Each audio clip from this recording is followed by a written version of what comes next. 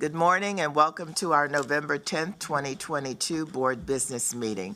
Welcome to our board members, MCPS staff, and members of our community who are joining us here today, and to those who are watching this meeting via live stream on the MCPS website and MCPS TV. Now let us begin by standing for the Pledge of Allegiance. Pledge allegiance to the flag of the United States of America and to the republic for which it stands, one nation, under God, indivisible, with liberty and justice for all. I will now call the roll to recognize board members to establish that we have a quorum, starting with Mr. Kim, Good morning, everyone. Ms. Harris, Good morning. Ms. Mandrowski, Good morning. Ms. Silvestri, Good morning. Dr. Daka, Good morning. Ms. Evans, Good morning. and Dr. Joftis. Good morning. Now we can begin the meeting with the approval of the agenda. Move approval. Second. All in favor, raise your hand. And that is unanimous. Today we have a very special presentation by our John F. Kennedy High School Navy Junior ROTC in honor of Veterans Day. The members of the Kennedy High School ROTC Color Guard in this video are Cadet Maria Sanchez, Cadet Maria Mazinski, Cadet Natalia Quirogo, and Cadet Ernesto Pinto. The cadets are led by instructors Chief Sharon Rogers and Commander Lawrence Bateman. The principal of Kennedy High School is Dr. Joe Rubens, Jr. Please play the video. Color, option, cut, carry, color, ready, cut, forward, march.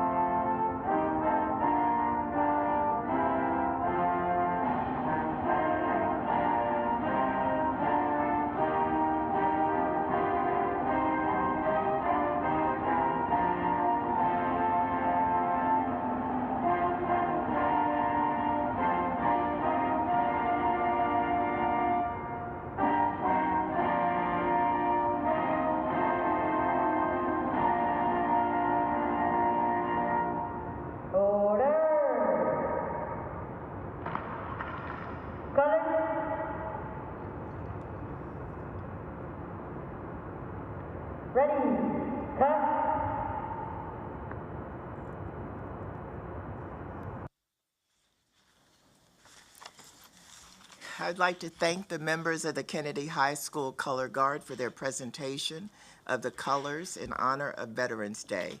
I will now turn to Dr. McKnight to read a resolution in honor of Veterans Day.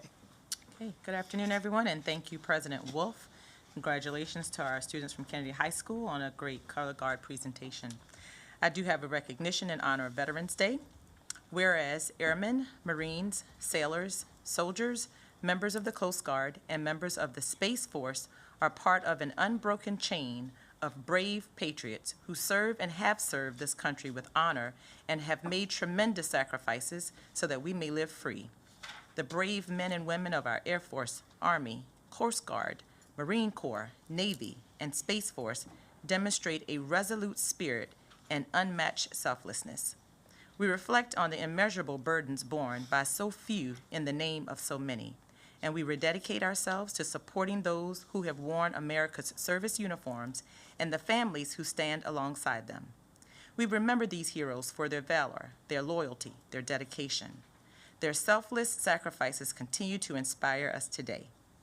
Whereas our country forever is indebted to our veterans for their quiet courage and exemplary service, we also remember and honor those who laid down their lives in freedom's defense. Now therefore be it resolved that the Board of Education and Superintendent of Schools and the Montgomery County Public Schools staff, students, parents, guardians, and the entire community salute the sacrifices of the men and women of the United States Armed Forces and hereby recognize Friday, February 11th, 2022 as Veterans Day. Move approval. Second. All in favor, raise your hand. And that is unanimous. Thank you. You can continue, Dr. McKnight. Thank you. I move forward the monthly Human Resources and Development Report for approval. Move approval. Second. All in favor, raise your hand. And that is unanimous. Thank you. I do have a few other recognitions. Okay. Thank you. Whereas the death on August 28th, 2022 of Miss Melody A. Flynn, focus teacher at Captain James E. Daly Elementary School, has deeply saddened the staff, students, and members of the Board of Education.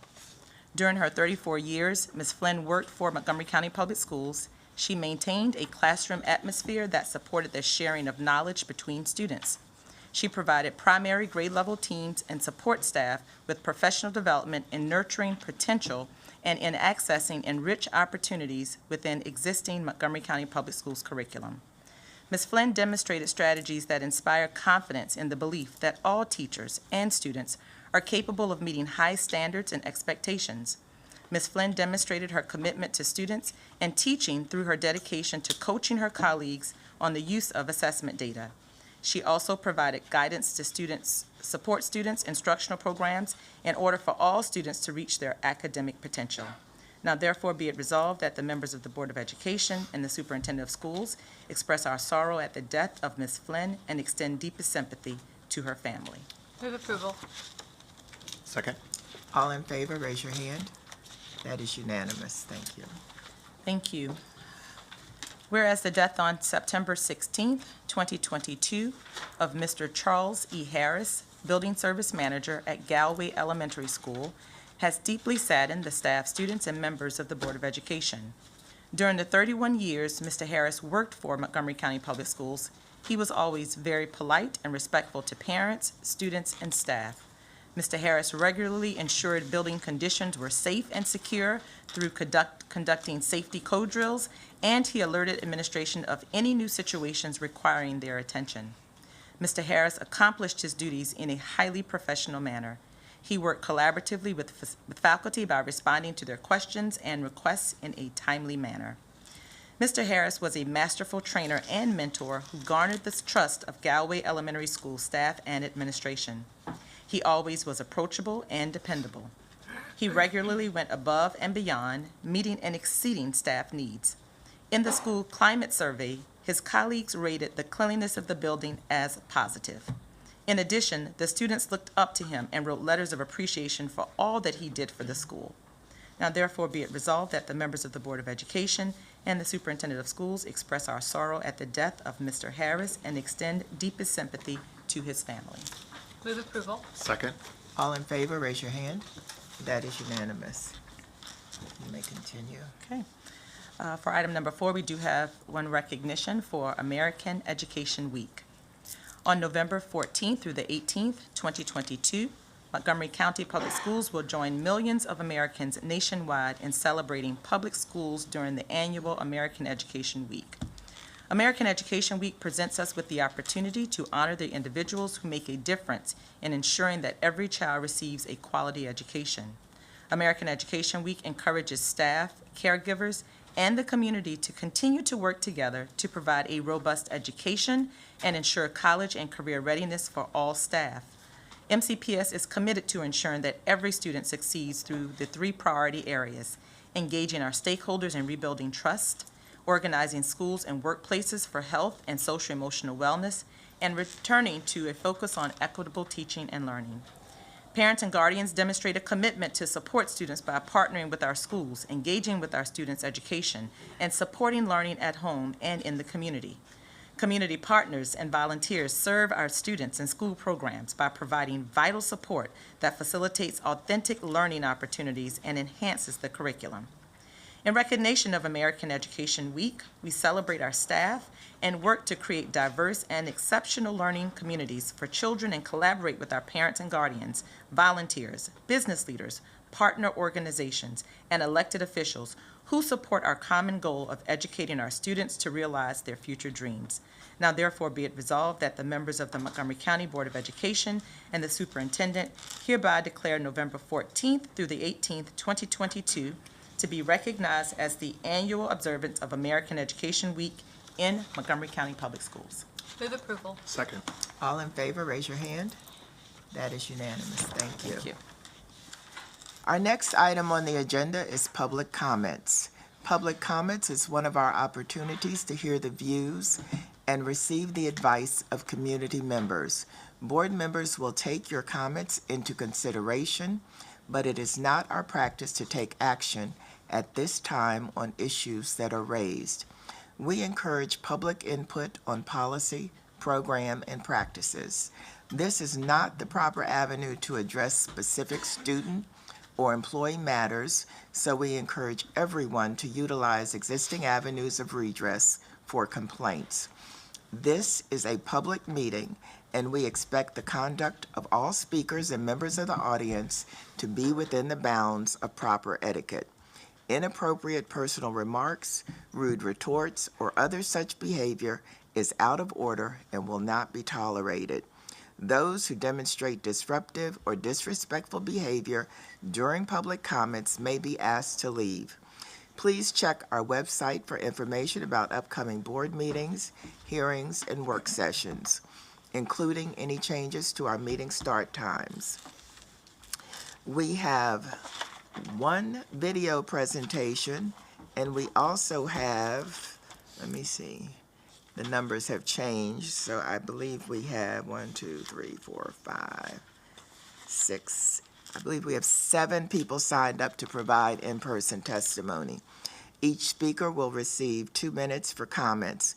When your name is called, please approach the table, speak clearly and directly into the microphone.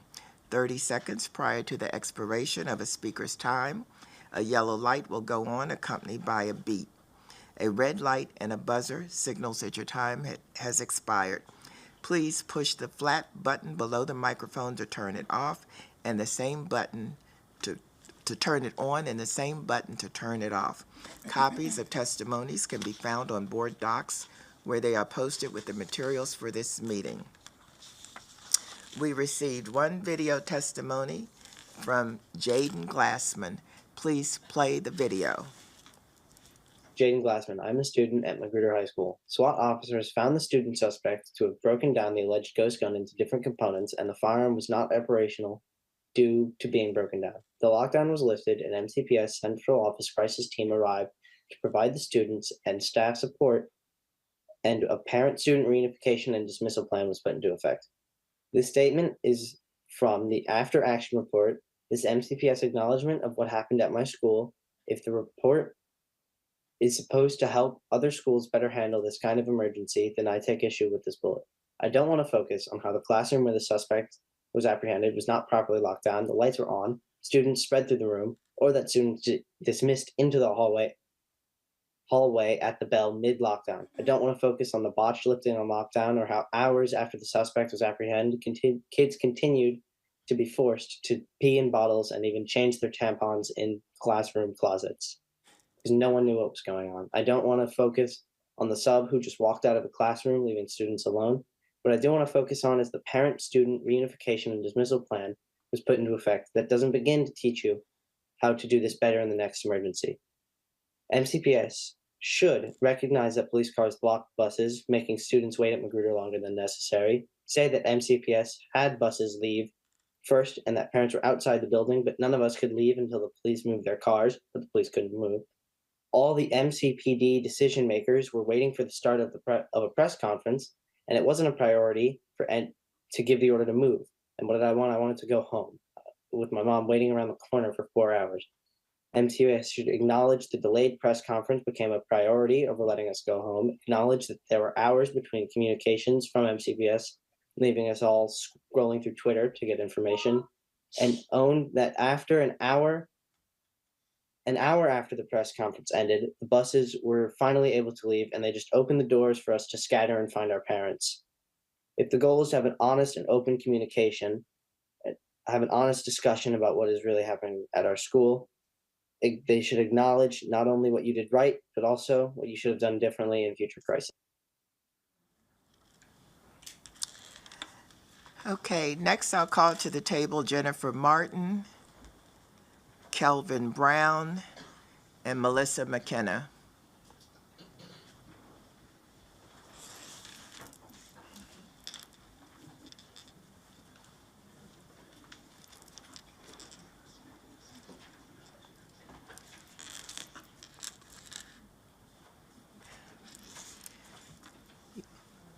Please speak in the order that I called you.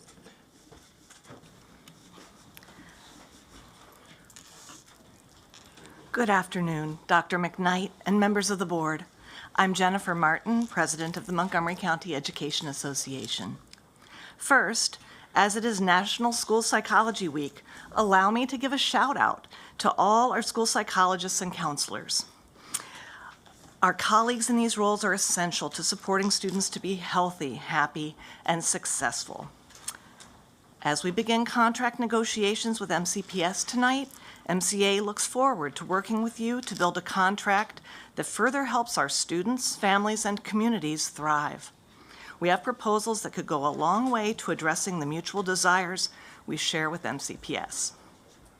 Like you, we're concerned that every year there's a shortage of qualified educators to fill open positions in MCPS. This year, for example, over 200 teachers have been hired who lack certification and teaching experience.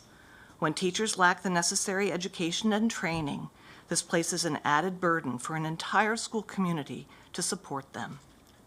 As of October 17th, there were still 268 unfilled teaching positions in MCPS, 66 of them in special education.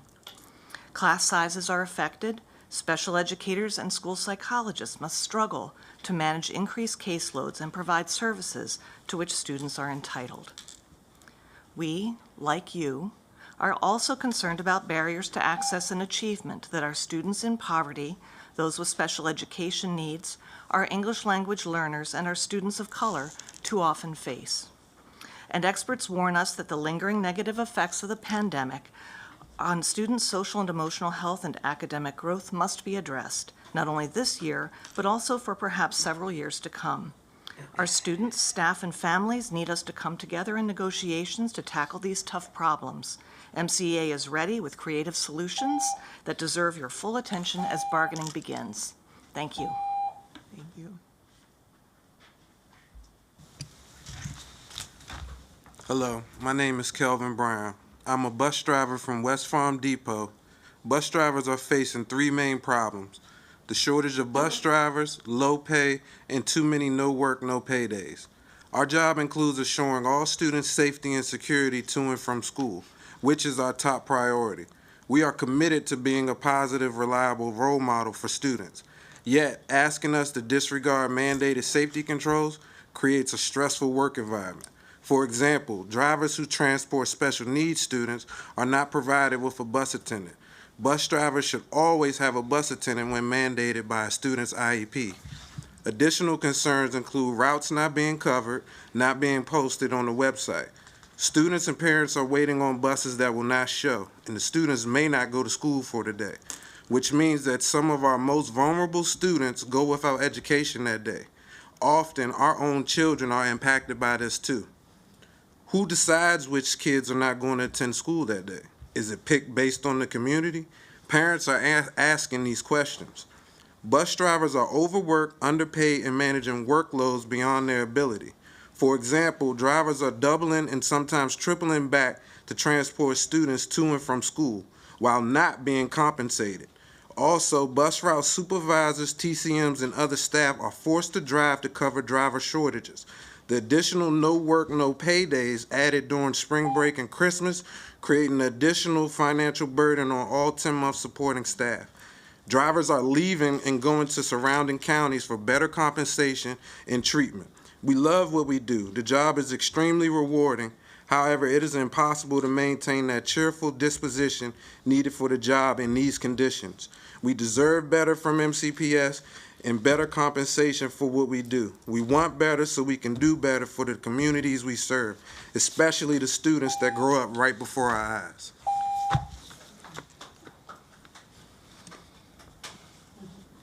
Good morning. Good to see you all again so soon. Still Melissa McKenna. I'm here primarily for Dr. Daca. Thank you for literally a lifetime of service. Muchas gracias. Merci mille fois. Thank you especially from the bottom of my heart for our students and the staff and the building at Carl Sandburg. I'm also here today as a proud NAACP member and strong supporter of the Black and Brown Coalition. I didn't get here on my own, and I wouldn't still be here today if it weren't for incredible women like Dr. Daca, Ruby Rubens, and Odessa Shannon, fighting the good fight for literally decades. Ms. Rubens helped open the kickoff of the Black and Brown Coalition in the fall of 2019, and she shared the superintendent's comments from 1977. The Board of Education and staff of MCPS fully endorsed the 32 Black Relations Action Steps. The action steps provide specific ways to improve and maintain an atmosphere in which Black students will be respected, achieve academic success, and benefit from all aspects of educational services.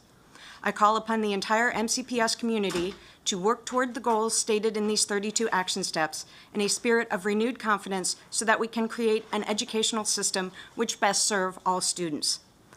The 1977 2 Action Group came together because they needed extra for all students. Those 32 steps have now become the 5 asks of the Black and Brown Coalition. 45 years later, that statement by the superintendent could be read today, and not much has changed. I know, Dr. Daca, you have seen incredible changes during your lifetime. There is still a lot to do. Unfortunately, the anti-racist audit didn't tell us anything we didn't already know, except that the situation is still unacceptable, and it is time for action, not analysis. Thank you. Thank you. Next, I call Deborah Monk, Reginald Ott, and Donna Hollingshed.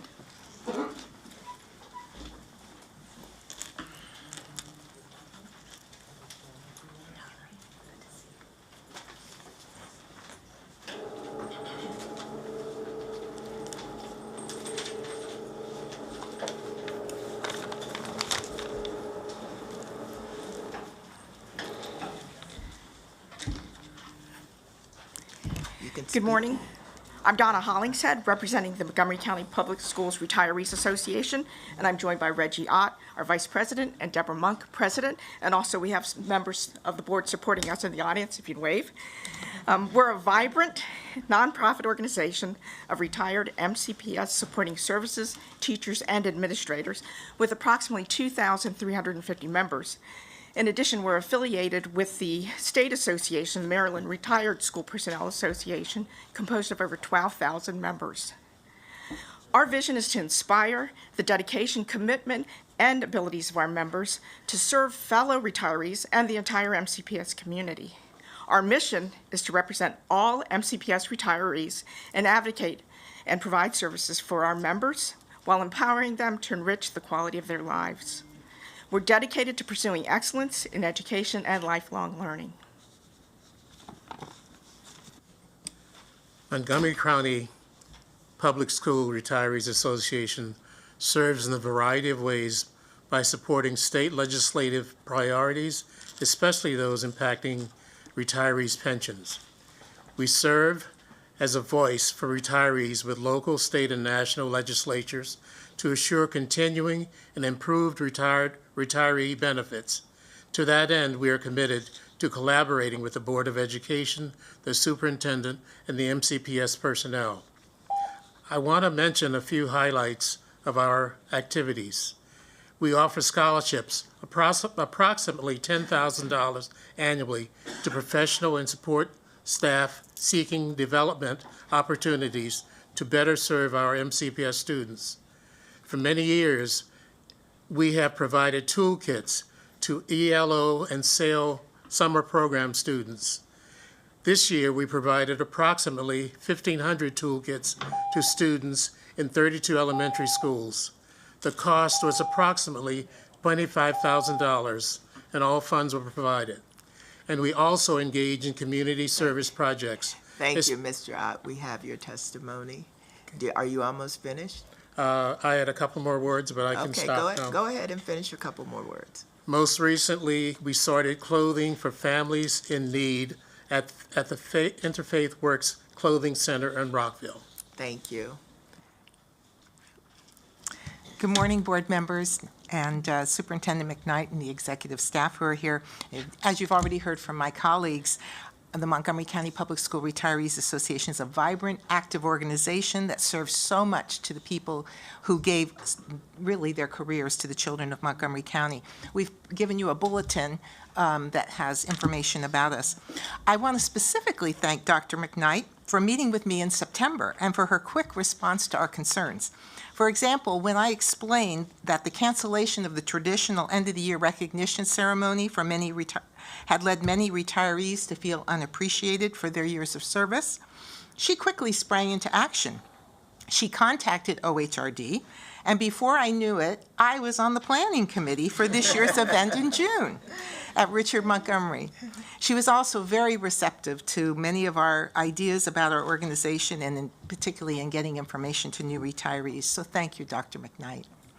Also, most recently, we collaborated with OHRD in sending out a survey to our members to identify those former administrators who might be willing to come back and take temporary positions. A number responded positively to the request, so we were happy to be able to do that. So lastly, as we invite you as a board to collaborate with us on any matters that involve or impact employees, we'd love to meet with any of you, and thank you so much for your time. Thank you. Next, I'm going to call Chan Evans and Paul Geller.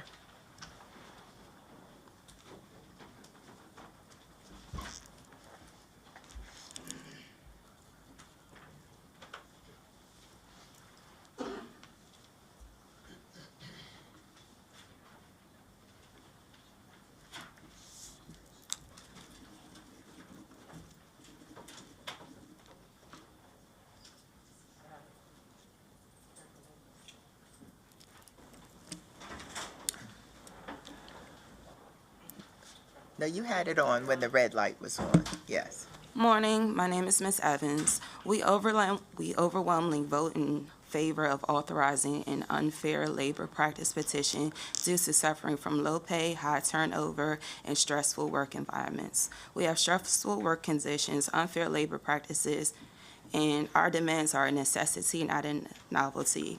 With inflation and skyrocketing cost of livings and healthcare hitting workers the hardest, the cost of fair living outpaces our salary adjustments proposed by MCPS. We deserve a substantial pay increase and better working conditions. We are asking the option of retiring with 30 years of service, increased cost of living percentages to compete with our transportation companies, better pay for operators in attendance a straight 8 hours and 40 hours a week. Because we do not get this, we were not able to participate in the public service loan forgiveness program, among other programs as well. $15 per hour retention pay increase for permanent employees that chose to come back to work when schools reopen. New employees, as far as drivers intended, should not be making more than permanent employees. As of the moment, they do. Pay for holiday and summer breaks. Please stop the no work and professional days off. Retro pay for all routes covered that we have not yet properly compensated over the years due to the beginning of COVID. An alert system to notify us of inclement weather and safety concerns. An employee-only line to call in to dispatch regarding our emergencies. Our students are our children. Please give us the tools that we need to help them better. Please assist us as best as you can. This petition has over 150 signatures. Thank you for your time. Thank you. You did a great job. Good morning, everyone. A few years ago, I was called to an elementary school, to a school, and there was an issue at play there. After many issues, the issue this time was that the students there didn't have warm meals to eat. And I went to visit the kitchen, and I saw how they were using one little oven to warm meals for over 80 students. And it bothered me greatly. And I happened to know that at another school that was being torn down, they had brand new serving line that wasn't going to be used. And after asking some folks in MCPS if there was a way that we could move it, and them saying that they couldn't, I actually started to talk about possibly renting a van or a truck and moving it myself. Well, to someone's credit, they were in the room that day and they overheard me talking about this, and they said, if you're going to rent a truck or a van, I will come help you move this equipment. That person was Dr. Judy Daca. Dr. Daca, I want to make sure that everyone knows, and I've said this many times in public about how much I love you for many reasons.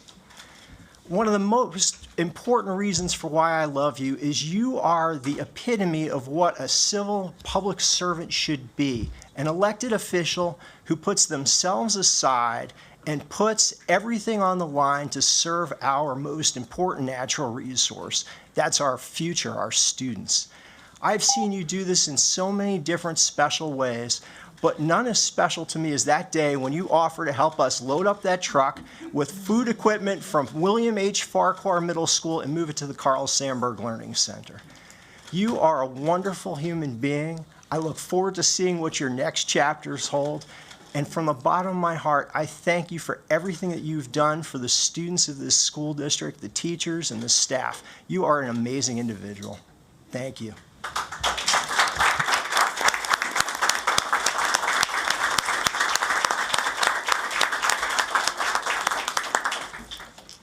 Thank you. And at this time, I call up Andrew Winter.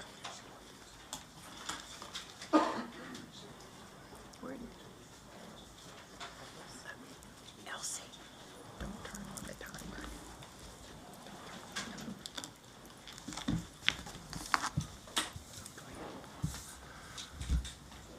Good morning, President Wolf, Dr. McKnight, and members of the board. It's a pleasure to be with you all today. And Dr. Joftis, I want to thank you for your commitment and support in leading and moving MCPS forward through challenging times over this past year. My name is Andrew Winter, and I'm the principal of Ritchie Park Elementary School. I come today to take a few moments to express gratitude for Dr. Daca. This is Dr. Daca's last Board of Education business meeting after serving the past 16 years on the board that follow 38 years as a teacher and an administrator. As a son of a statistician, I feel compelled to point out that's 54 years of service to MCPS. 54 years, or to put it another way, MCPS has existed for 162 years, and 1/3 of that time, 1/3, Dr. Daca has been a part of MCPS. Dr. Daca, to recognize your dedication to our school system, I had high hopes of rewriting the lyrics of I Will Survive by Gloria Gaynor to Judy Did Survive. And I actually started to work on the lyrics and came up with At first, Judy was afraid. She was petrified, kept thinking she could never live without Dr. Weiss by her side. But then she spent so many nights thinking how Baldridge did her wrong. And she grew stronger, and she got along with Dr. Starr. Okay. I digress. I obviously cannot sing at all. But Dr. Daka, with all sincerity, I thank you on behalf of the nearly 1 million students you have advocated for, the hundreds of thousands of staff, including the thousands of administrators you have supported, the hundreds of central office leaders that have presented before you, and for the dozens of board members you have worked with over all these years. You truly will be missed, and so many of my colleagues have sincerely appreciated knowing you were at this table, at community meetings, at events around the county, to keep a watchful eye, a listening ear, and being in many ways the heart of this school system. Thank you for staying true to your core values, for always looking at what's best for students, and most importantly, for making a difference. It's now my pleasure and honor to introduce some amazing students who actually can sing so much better than me. The Richard Montgomery High School Madrigals, led by Miss Sydney Clark, as they share the song Irish Blessing in your honor.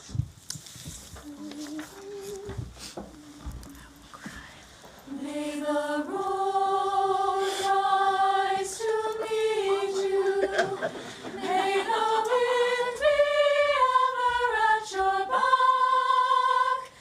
May the sun shine warm upon your face, and the rain fall soft upon your fields. And until we meet again, may God hold you, may God hold you, ever in the palm of His hand. May the road rise to meet you. May the wind be ever at your back. May the sun shine warm upon your face, and the rain fall soft upon your fields.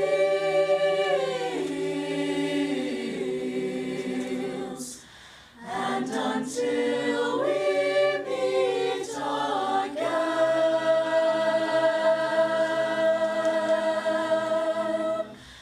may God hold you, may God hold you, ever in the palm of His hand.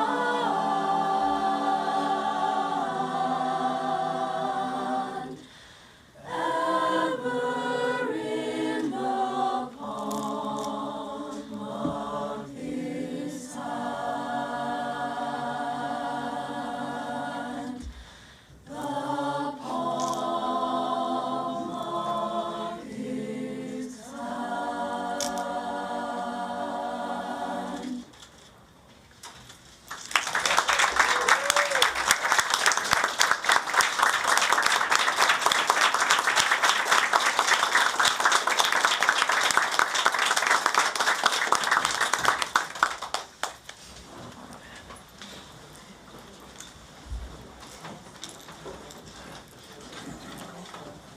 Let me close out the thing, and then I'll call you, okay? I want to thank the students from Richard Yes, Montgomery absolutely. before you leave. I appreciate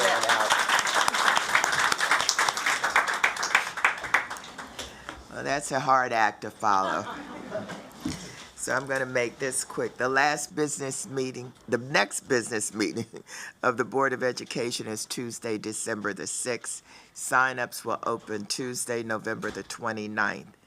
In order to sign up in person, please arrive at least 15 to 20 minutes before the start of the open session and sign the form.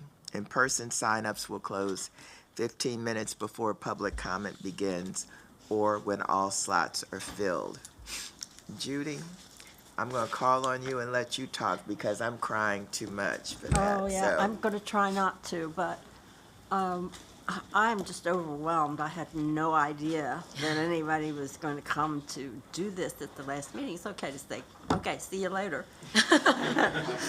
And I've been a member of the retirees since Fred was president, and I think a little before that, but since 2001. So I was really glad to see my fellow retirees here as well. And Fred and I worked together in the room right upstairs here. We did not get along at first. I know. Wilma Holmes, who was our director, said to us after one of our contentious meetings, "You two stay in the superintendent's room and straighten it out." So we did, and we've been long friends. And I really want to thank Dr. Winter. I don't know whether he's right yep, there. here. Thank you for that tribute. I'm just really so surprised, but I want to tell everybody that I had a visit at his former school, and he was so gracious, and it was the most wonderful school. It was Barnsley.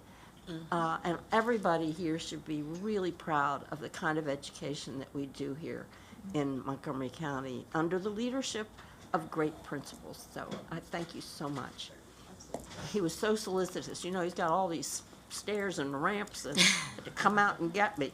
So I really appreciated that. And in 2006, when I came to the board, we did go to Carl Sandburg, and that's where I met Melissa and Paul, and we've been friends since then, and they've been real supporters of the school system. And it was at Sandburg where the kitchen was incredible. Not only that, they had no place to store the materials or the apparatus that the students needed to use. They had to use the all-purpose room, put everything away on the stage while they had lunch, and then they could use it again. And these are special ed kids who needed to use all of that equipment. And we were absolutely stunned by the kitchen. It was about as big as, no, it wasn't even big as this table. It was only half of the size of this table. And it did have this little oven to warm things. And these are kids who they didn't get to eat again until about 2 o'clock. You know, they start early and these are special ed kids, so it makes it really difficult for them and not to get a warm meal. So, yeah, I would have driven the truck, but I don't have my CDL license. And maybe I should get it so that I can That'd be your next job. drive that bus. Yeah, now that I'm learning how to drive a bigger automobile, maybe I could do a bus. But I really did not expect this kind of tribute. I didn't expect the placards that you have. Oh, my God. But thank you. It's been a wonderful, enjoyable time working here. I've learned so much. I've made every mistake there is in the book as a principal and as a teacher and as a human relations specialist. And I tried not to do them again. So it's been a great learning experience for me, and I definitely am going to miss it. I'll miss all of your faces because we've been close together so long. And some of our new people, I'll miss them too, who came onto our staff. So thank you so much for this tribute, and I'm going to be around. And thank you for coming from SEIU.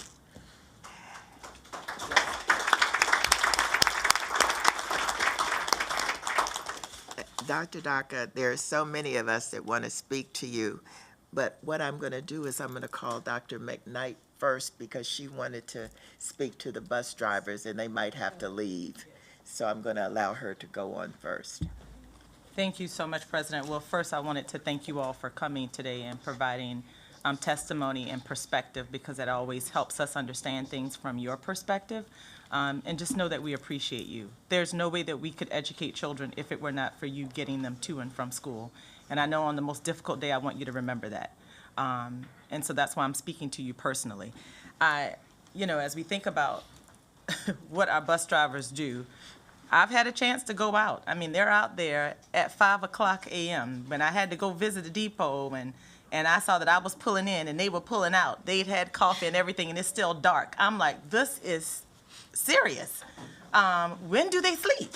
I asked, I said, they're here so early in the morning. And so I just want to say that we recognize what you do is absolutely heroic.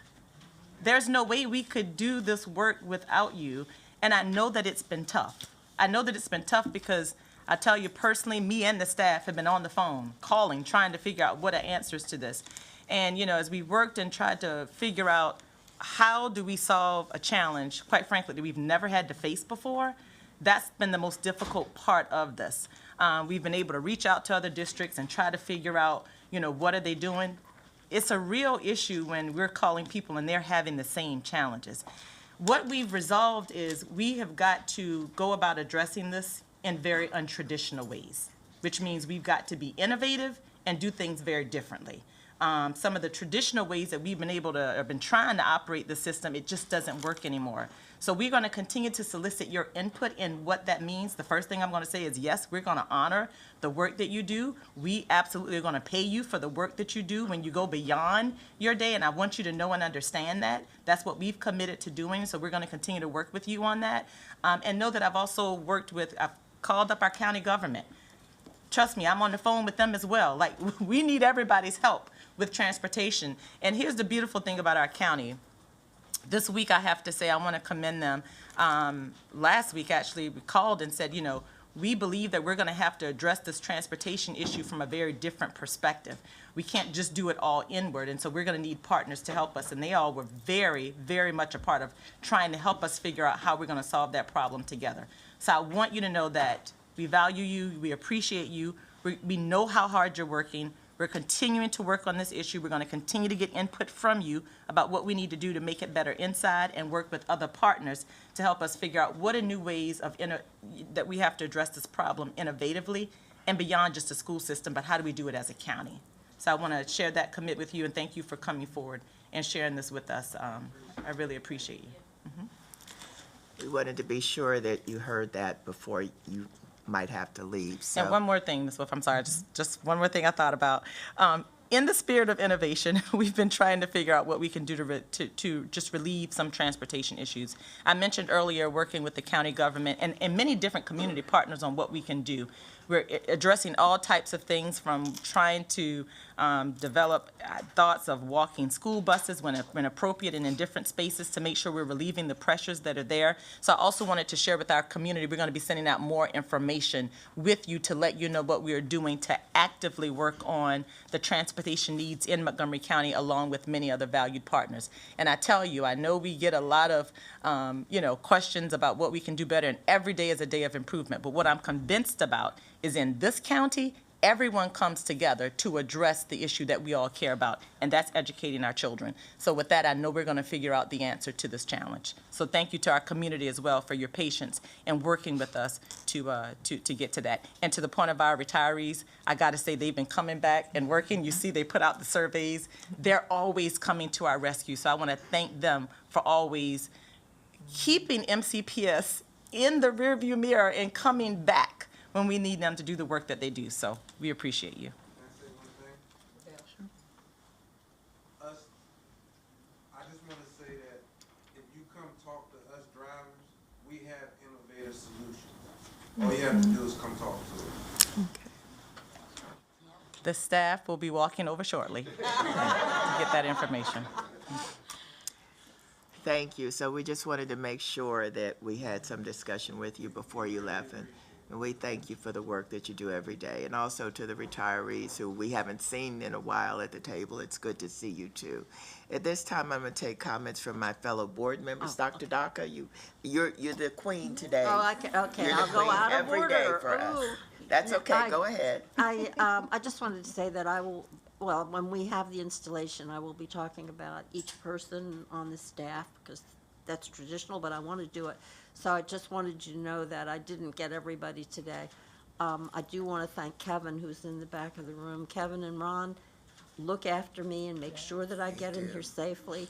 And the staff, of course, make sure that I get to eat, because that room is hard to get around. So I thank you all so much for everything, and I'll stop talking now. No, that's all right. I saw Ms. Mandrowski's light on next. So I know we are going to make comments during the installation and goodbye, but just in the spirit of this being your last board member, Dr. Jaffes as well, I want to just say thank you. Thank you for everything that you've given of yourselves, of your family's time, and everything else in the effort to make lives better for the children of Montgomery County. So thank you very much. We appreciate it. I also want to thank everybody for coming. I want to thank the retirees for the work that they do. For years, I've attended, your quarterly lunches and pre-COVID, obviously.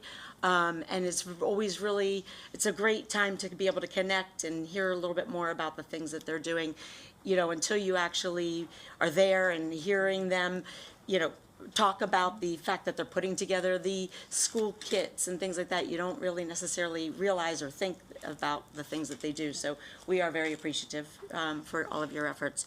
But I most specifically want to address our bus drivers and our SEIU 500 folks.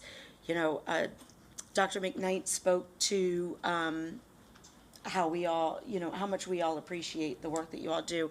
But I just wanted to say thank you for taking the time to come out and speak to us. We've had some conversations previously, and I know that, it's been really important to the staff to hear your perspectives. And we always say, things don't get better if we don't know what the problems are. So thank you for taking your time to come in and visit us. So thank you. Thank you. Ms. Evans, I saw you next. Sure. So thank you to the transportation people that have come out to speak. Mr. Brown, you did a great job at articulating the needs and the concerns, and I was so glad Dr. McKnight was able to address you all before you left. I'll just say, charge to our head and not our heart, that oftentimes when we're out here talking, you don't hear that sense of urgency in our voice. And when we're talking about apps that are going to come and what we're going to do in the future, it makes you believe that we're not thinking about in the moment and what we can do right now to rectify. So we just wanted you to know that people are always constantly thinking about how we can make everybody's job better and make improvements. So I just appreciate you all of my colleagues do. And thank you for picking up both of my kids every day. We have a year and a half left, so definitely appreciate all the support, but just wanted to address you before you left. Wanted to thank Melissa and Paul, I know your name, for coming out and giving Dr. Docker her flowers. I really, really appreciate that. And Mr. Winter, that was so fabulous, right? I said I wasn't going to cry today. And I was going to do it when we talked at our installation. So I hope you all tune in, but just wanted to take a moment to say how appreciative we are of our community. You all pay attention, you recognize and you notice the small things. I remember that stove, Paul, but I did not remember that Judy wanted to help you transport it, so that was great. So just wanted to thank you all and our retirees. I'm glad to see that our luncheons are back on the calendar so we can get back out and hang out with you all and hear about all the many things that you continue to do in support of our students. And just real briefly, while we have Dr. Jaffes and Dr. Daka here, it has just been really, really great to work with you a short period of time. Like, I'm getting emotional, look. It's just been great, you offering your expertise. And people just don't realize what you've been able to bring to the table working with superintendents and school boards across the country. So you walked in the door knowing what to do immediately, and that has helped transform the work. And not that we all weren't thinking about it, right? We said it, but not in a way where we use the term coherence, right? So I just appreciate you. So I'll have more to say later on. Dr. Daka, I'm glad that there are organizations that we still work in where I will get to see you. I just appreciate you. And those times when you don't want to say, it's really important that you do say, because you have such a huge impact. You've done so many things in the system. You've touched so many lives. Thank you. So I will miss her. But I will see you, and I'm going to take you to lunch, or I'm going to come over and sit with you, just do whatever, call you. But it's been great to have you serve on the board. And so that's it for me. Nice. No, we But don't it's have been really tissues over great. here. Yeah, it's been really great. And then our student coming in, always appreciative of our students coming to bring their thoughts and feedback, and staff has been working so hard, right? People can't see what happens behind closed doors, and I know people think sometimes that we're going along to get along, but I mean, if you can see what I'm able to see behind the scenes, you would just know each and every day that people are getting up with every employee on their mind and every student on their mind as well. So I will take a moment to thank Lottie Dottie and everybody in MCPS for working really hard for our 24,000 employees. So now I will hush. Thank you, thank you. I want to follow up on Ms. Evans, and then I'll get to you, Ms. And that is that people don't realize, you think Judy works hard in this for the board? She works hard for the other organizations that I'm in with her. It's incredible the amount of energy she has to continue the work of the scholarship committees, the various ones she's on, supporting AXO, supporting the Link Scholarship. It's just amazing. At this time, I'll come to you, Ms. Harris. Yeah, and I'm sorry Mr. Brown just left, but I did want to just say how much I appreciate this was an opportunity. His testimony was a really great segue to some of the things we were talking about earlier today about all the initiatives and all the outside-the-box thinking we're doing and kind of collaborations and partnerships we're building to deal with our transportation challenges. And I really appreciate such a renewed energy inside MCPS to do a lot less telling and a lot more asking of our employees, soup to nuts, in their areas of expertise.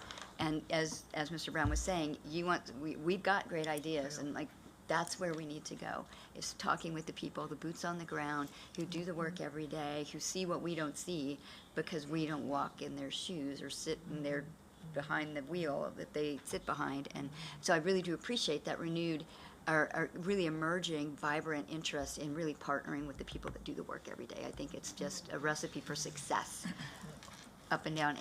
And Judy and Scott, I love working alongside you. And don't forget, we have, everybody's talking about it's your last time at the table. We have a fiscal management committee meeting on Monday. Exciting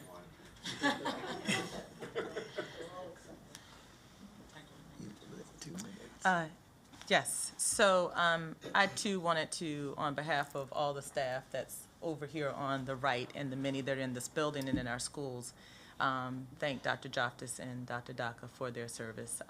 This system is only able to do the things that it is able to do for children with the support of a strong Board of Education. And you have brought so much perspective, coherence, accountability, accountability around all things equity for all children in Montgomery County, and making that clear in the work that we have to lead as leaders in the system. So I just wanted to take this opportunity to thank you both so much and to say that it has truly been a pleasure to work under your leadership and to support your vision as board members here in MCPS. Thank you. I too want to say I will miss you all, both of you, tremendously. Scott, you've really made a difference in the few months that you were here. You've given us a lot to think about, and we know that you're only a phone call away. You're going to be tired of hearing us or receiving texts from us. Dr. Daka, you know I will see you. I can't even begin to express my appreciation for the things that you've done to support me as a member of the board and the things that you've taught me. And I'm not going to try to right now because we still have the meeting and I will start crying and not be able to get through it. So I don't see, sure, go ahead. I don't want to steal thunder from Dr. Daka. I really feel like this is her day, but I just want to express my appreciation for you all, and I'll go into much more detail, but I so appreciate the trust that you all put into me in December, almost a year ago. It's been, I tell people all the time that I see a lot of boards and a lot of superintendents, and the quality and the relationships here are far above any I see. And I think that's a testament to all of you. And it's been such an honor, Dr. McKnight. So proud of you coming on and assembling an incredible leadership team. And I just admire so much your focus and passion and intelligence and knowledge of this community. You've already been transformational, and I know give you a little more time, and I know things are just going to keep getting better and better. And it's just been a pleasure to work with you and with everyone on the board, and LC, Robin, Victoria. The support you give and the guidance and counsel is remarkable. And again, very few boards actually have that level of expertise and knowledge, and it's just been a pleasure and honor to work with you all, so thank you so much. I also want to thank the Richard Montgomery Chorus for coming out. And it always amazes me, Mr. Winter, because Richard Montgomery comes and supports you continuously. I can remember coming to your relay event, and the students were there. They are absolutely incredible, and please give them our thanks for coming out today. So at this time, seeing no more lights, we're going to move to our item for discussion. I'll call on Dr. McKnight. Thank you so much. All right. So we will transition to our next item of discussion, which is the Blueprint for Maryland's Future presentation. And I'm going to ask the staff to join me at the table.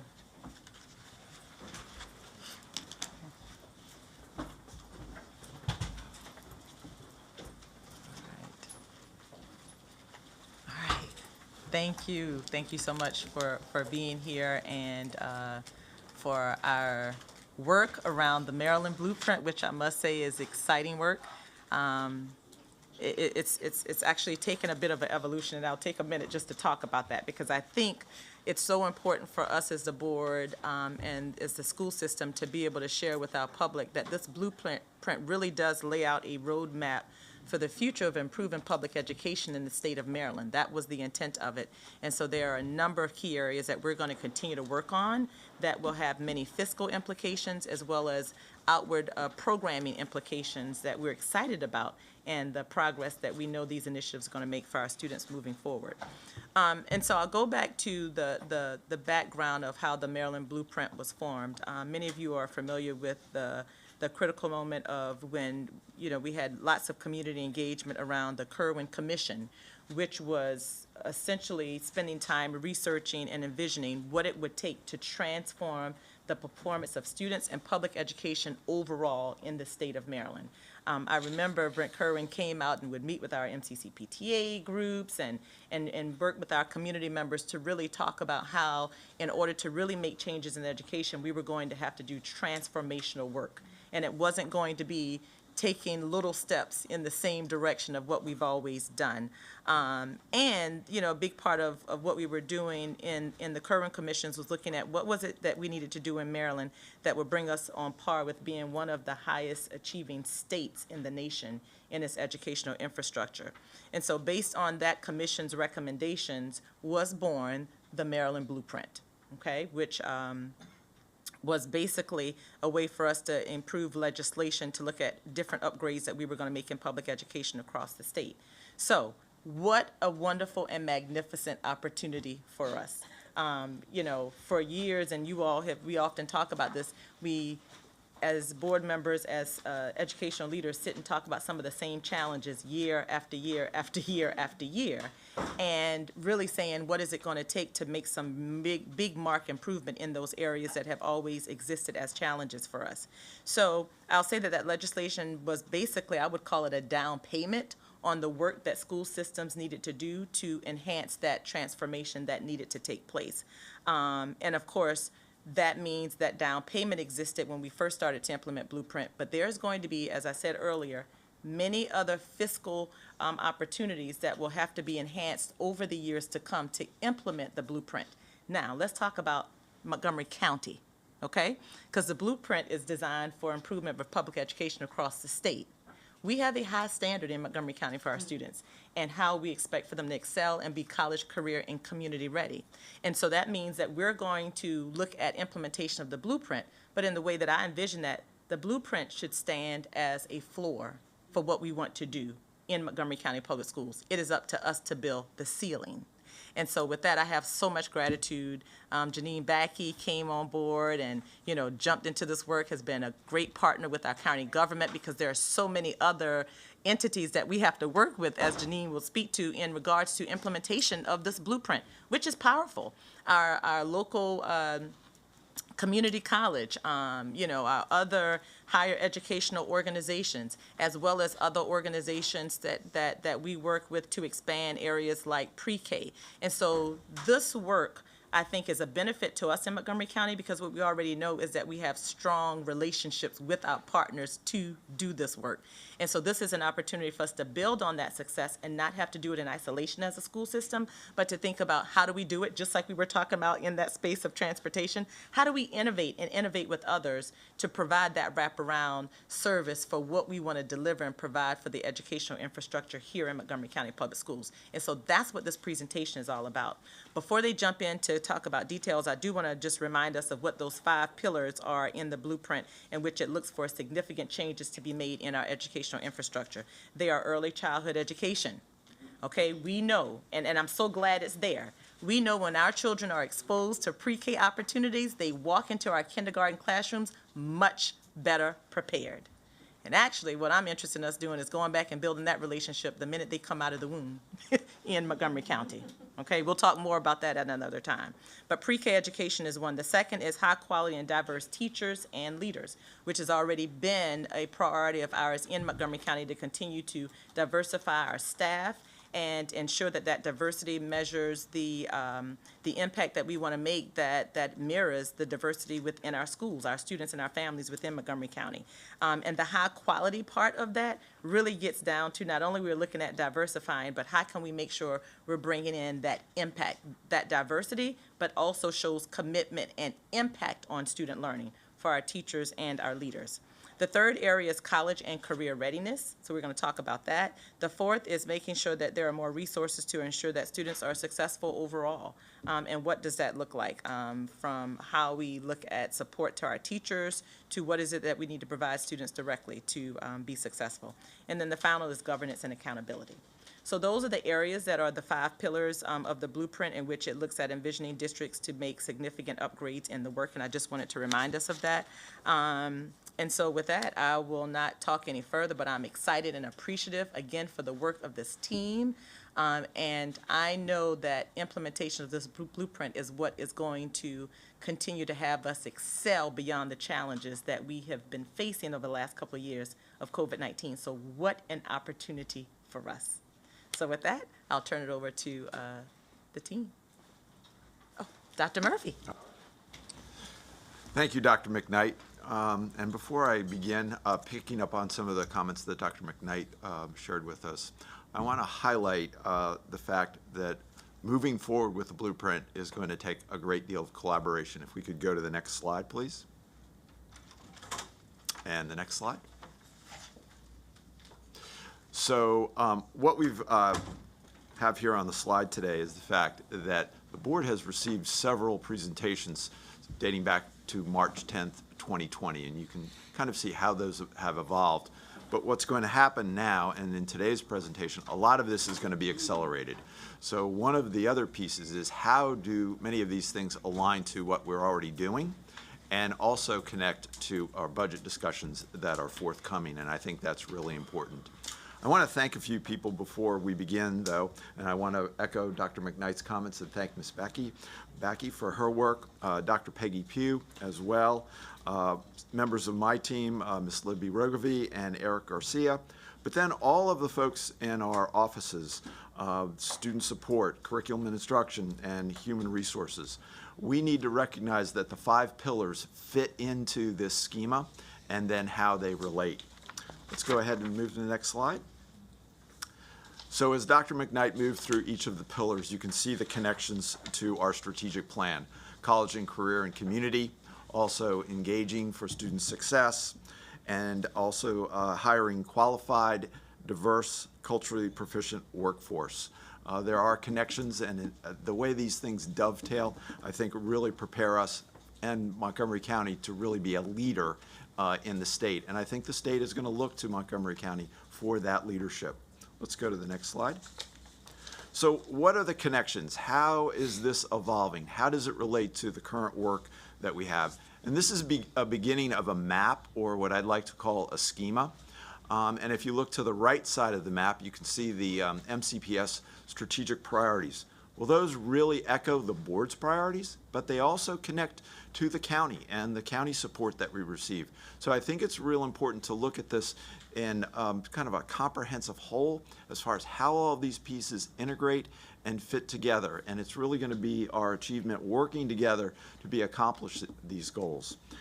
We've also highlighted our strategic plan alignment and how all those pieces fit together, but we are coming off the anti-racism audit, and how does that work also very closely aligns for what we want to see for all students and the accomplishments that we believe we can make happen. It connects finally to what we are going to be seeing here with the budget, and then how some of those priorities are going to not only roll out this year, but as the blueprint becomes implemented over the next 3 fiscal years. Let's go to the next slide. So today what we really intend to hope to accomplish is Ms. Backey, who's been working very closely with legislators at MSDE and the AIB board. She's going to be providing us a little bit more background and more information around each of the pillars. Dr. Pugh is going to talk a little bit more about what we've already done, but then what are potentially some next steps. And so we're looking forward to kind of updating you. I think there are some great opportunities here. And I'll say the connections to the budget are going to be really important for us to have these discussions as far as how fast we can move and then what priorities we see connected to each one of those pillars. So I'll turn it over to Ms. Backey and Dr. Pugh. Thank you. Good afternoon. This afternoon, we're excited to share with you the recent updates for the blueprint for Maryland's future law. Although the policies are distinguished by 5 pillars, the fundamental premise of the blueprint for Maryland's future is that the policies are interrelated and they must be implemented in tandem to achieve the intended outcomes. In October 2022, MCPS received a comprehensive plan that is intended to guide implementation by state and local entities to achieve the blueprint's outcomes.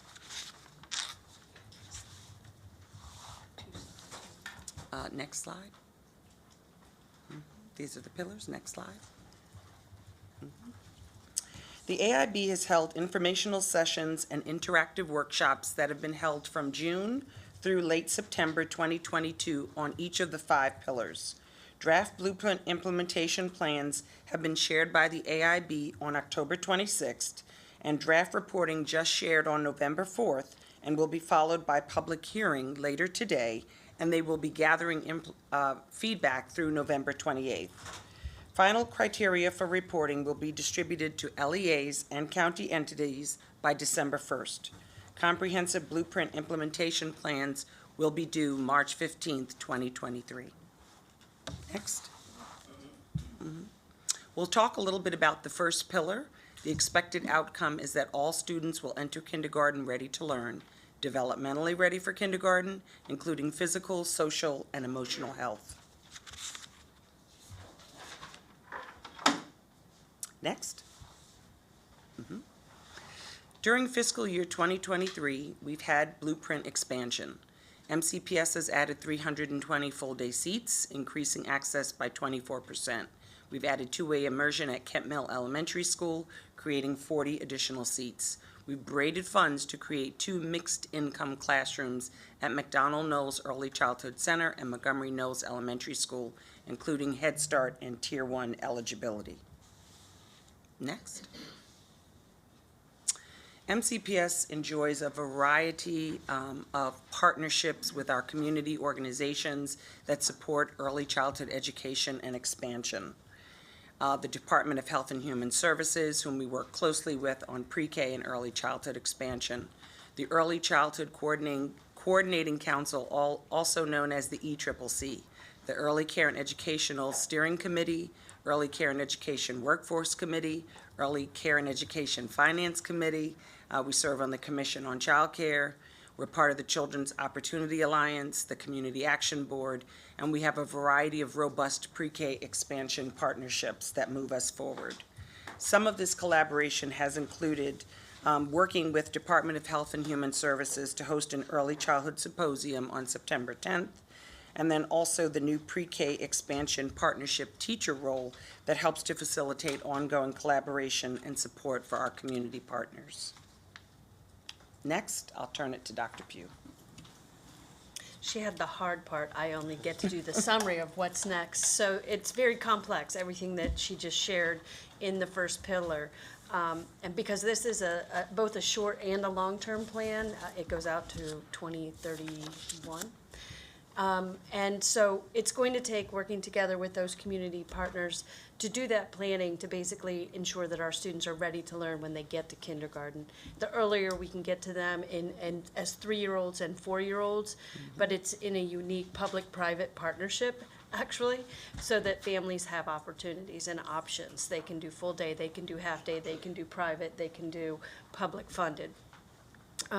So it's a matter of looking at the community and what the capacity is and what the design should be and where the location should be. That will be our next steps.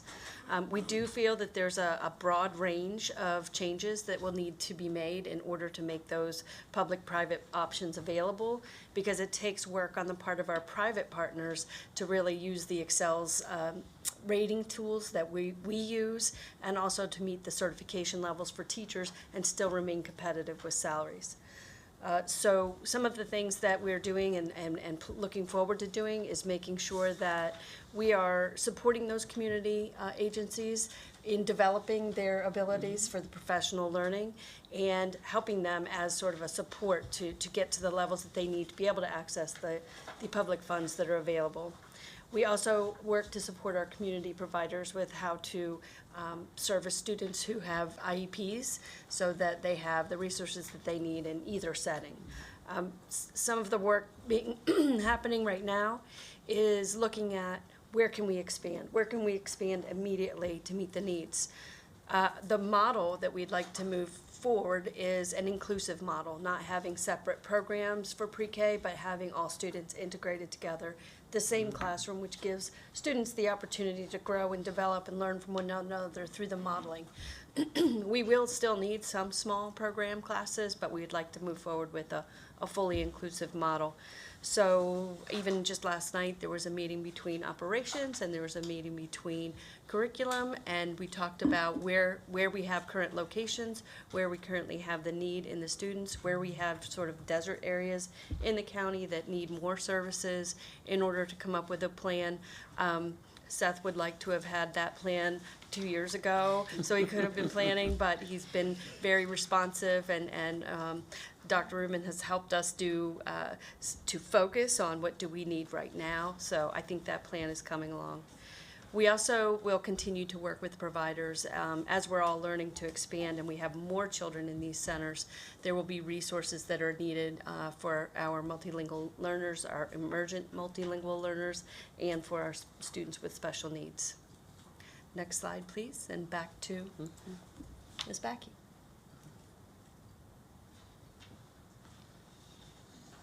The next pillar we'll talk about is Pillar 2, high quality and diverse teachers and leaders. The expected outcome of the blueprint is that Maryland will have a high quality teacher and leader workforce that approximates the diversity of Maryland students statewide and then across each district, so that the high quality teacher and leader workforce that's sufficient to fill needed positions and roles in schools and districts across the state, and that provides teachers with professional learning opportunities to improve student outcomes, responsibility, authority, and compensation as they gain their expertise. Next slide. We'll talk a little bit about the recruitment of diverse candidates. During fiscal year 2022, MCPS had more than 1,390 diverse teacher candidates who applied to MCPS. During this year, 442 diverse candidates were hired by MCPS, or 43%. Our goal for FY 2023 is to increase our diverse applicant pool by 300 or by 20% to 1,700. Our goal for fiscal year 2023 is also to increase our diverse hires by 10% or to 500 teachers. Next. Next, you'll take a look at a chart that will look at applicants and hires in terms of diversity hiring within MCPS. The focus is to increase the number of diverse applicants and hires, and that has been a strategic priority in the Office of Human Resources Development. Targeted recruitment efforts locally and across the nation will focus on HBCUs, historically black colleges and universities, HACUs, Hispanic associations, and colleges and universities, and ASIs, Asian Serving Institutions, that are helping us to make progress. We still have more work to do, but we're pleased to see an increase in diversity hiring in MCPS. Next. Next, we'll talk a bit about teacher pathways. MCPS partners with local universities to provide college tuition reimbursement. These programs support field experiences, supplemental training, supervisory support by colleges, universities, and MCPS. There are 9 employee higher education partnerships at the undergrad and graduate levels for certification in our critical areas, including special education, Spanish, French, English, ESOL, science, technology, engineering, and math. Next. There have been an expansion of partnerships for alternative certification to support employees who have conditional certification to allow them to be able to meet state requirements. These programs are accelerated, they're well matched to the career changers entering the teacher profession, and they'll continue to allow us to grow our own and to help provide opportunities for more staff to move to being certificated. For fiscal year 2023, we currently have 345 new teacher hires who were former MCPS students. So we're continuing to grow our own. Next. Next, we'll talk a bit about the National Board Certification. MCPS has more than 650 teachers currently working to achieve National Board Certification. We have the largest amount of nationally board certified teachers in the entire state of Maryland. Some counties have none, some have very few. I think the next highest one is about 200. So we're really leading in our amount of teachers with National Board Certification. We currently have 621 teachers who hold active National Board Certification. MCPS, in partnership with MCEA, has sponsored a Jumpstart, a 3-day seminar providing a comprehensive overview of the National Board Certification. Teachers are engaging in NBCT component support courses for continuing professional development credit. There are 5-session series supporting teachers in completion of a component required for NBCT. NBCT candidates have access to a variety of resources and self-paced courses by the National Board for Professional Teaching Standards, accessible on the MCPS NBCT website. National Board certified teachers who meet Blueprint eligibility criteria have received a salary increase of $10,000 effective July 1, 2022 as part of the Blueprint. We will continue to recruit more teachers for NBCT, and we'll continue to support these cohorts as they move forward. Next, I'll turn it to Dr. Pugh. Thank you. So in this pillar, it is really about elevating the profession of teaching and making sure that we're compensating and have avenues for people to continue to grow once they reach in education and not be limited to just going into an administration track. So it is consistent with our what our audit stated about our need for diversity hiring. So it aligns nicely with what the county is already planning and trying to do. It also allows us to think about adding the National Board Certified teachers to those schools who need them most. Really making sure that our students who live in areas that are underserved and live in areas of high poverty have access to the best teachers. The career ladder implementation should be interesting. We received legislative information that we must do, that we also must negotiate. So 2024, the guidance and stakeholder and employee associations, we need to agree on how to move forward to get to the 2026 required $60,000 a year as a starting salary for new teachers. We also, between 2019 and 2024, have to achieve 10% increase for teachers. Another piece that is in this pillar is making sure that we're providing collaborative planning during the school day, which includes things like tutoring, professional development, working with small groups, working with other teachers on those things that are needed, right built into the day, which you'll see in most of the other countries that are high achieving have a lot more professional development built into the time. So those are some of the things that we'll need to be working on and planning towards in order to achieve the benchmarks that are set forth by the law. And again, what we choose to do in exceeding what the law says is important to consider as well. And back to Ms. Backey. Thank you. Next slide. Pillar 3 includes college and career readiness, including CTE. That's important to mention. I believe that it's been previously shared with the board that Maryland has a college and career, a CCR standard that reflects readiness for post-secondary education, an education system designed to ensure that nearly all the students who enter school, are ready to learn and can reach the standard by the end of grade 10 and no later than the high school graduation. I will make one note that in the next fall, there will be a research study that will be released, and the Governor's Workforce Board will take a look at that research and then develop a permanent standard. So we are, again, as it's been shared with you, operating under an interim standard for college and career readiness. Thank you. Next slide. Okay, as you know, we have a lot of offerings. I think ninth grade tracker that monitors student progress towards graduation might be something new you've heard about, and supporting dual enrollment costs for students. But we have a robust offering of post-CCR pathways, including 22 associate degrees, 51 career and technical education or CTE programs, college prep, and AP and IB courses in every school. We're continuing to expand many of our partnerships with colleges and universities, with the Workforce Board. We're enhancing engagement with industry and post-secondary partners to leverage our program advisory boards to provide career-enriching experiences at the elementary, middle, and high school levels. And all the various partnerships we have, all the foundation boards, we are very fortunate in Montgomery County to have so many of these community partnerships and to have so many organizations and colleges that are really engaged in the work of our students. As we talk with our colleagues across the state, some of them are working to develop as many partnerships as we have. So that's one thing that I just wanted to highlight.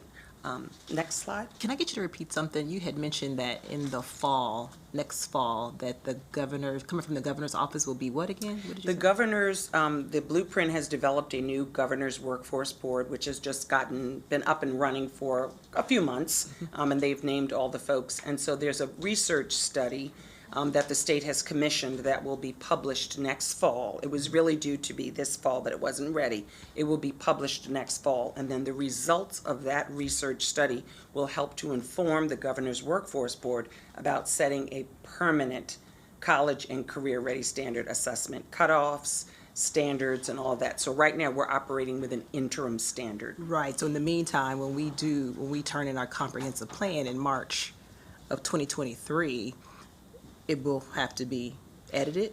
Yeah, there will be some changes made in the following year. And I think those are some of the pieces, the questions that folks have in LEAs across the state, that right now we're operating with an interim standard. It includes about 3 assessments or so.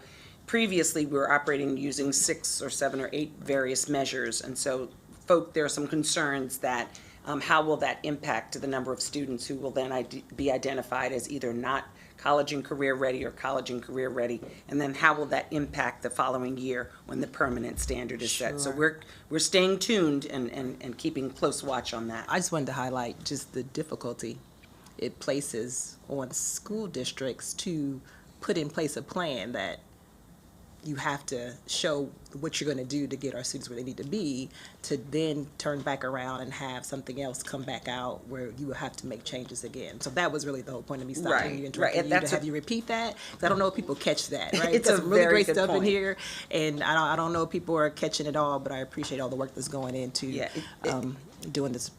I'll just add that in addition to the college and career ready area, and in addition to that pillar, across all 5 of the pillars there, this is a constantly evolving process. From week to week, from month to month, we're getting updates from MSDE, the AIB, and the accountability board is working in conjunction with MSDE. So sometimes MSDE will present a plan and the AIB will adjust it and send that information out. So it continues to evolve. So we're keeping, staying closely tuned in to what our next steps are going to be.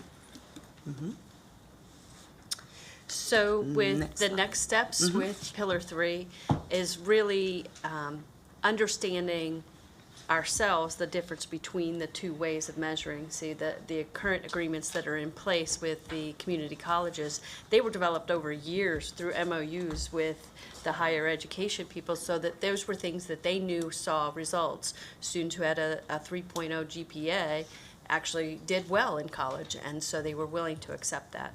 So I think it's more to keep an eye on. I would prefer that we stay the same than adopt an interim standard that's lesser than what we've had in place. I don't know if we get to choose, but so I think the other piece is growing our pre-college programs so that students can access credit. If we reach the goal of 40% or say 40% of our students meet that, whatever the new goal is, they're to be able to have access to higher education in school.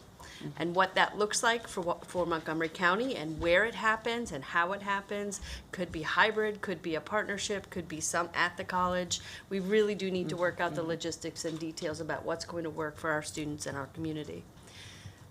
In order to get them there, one of the requirements is monitoring student progress through a 9th grade tracker. You already monitor progress through your evidence of learning. So I think the idea here is making sure that students stay on track and are meeting grade level standards each grade, so that this is not a barrier when they get to grade 10. And then finally, the financial implications, there will be financial implications that are, in a good way, designed to help support more students reaching that post-secondary pathways. So that would include things like paying for the advanced placement in the International Baccalaureate assessments, paying for tuition, full tuition, any of the assessment costs, and it also does include transportation the following year if that's the model that we go through. So those are big things to be planning for. Back to you. Okay, next slide. Pillar 4, more resources for students to be successful.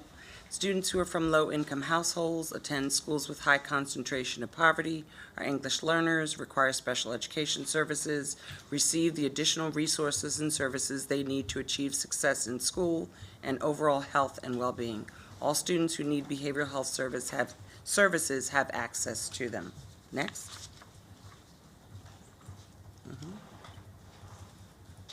Also, the MCPS instructional program provides programming and services for emergent multilingual learners and special education student needs, building students' conceptual understanding and critical thinking through hands-on evidence-based practices.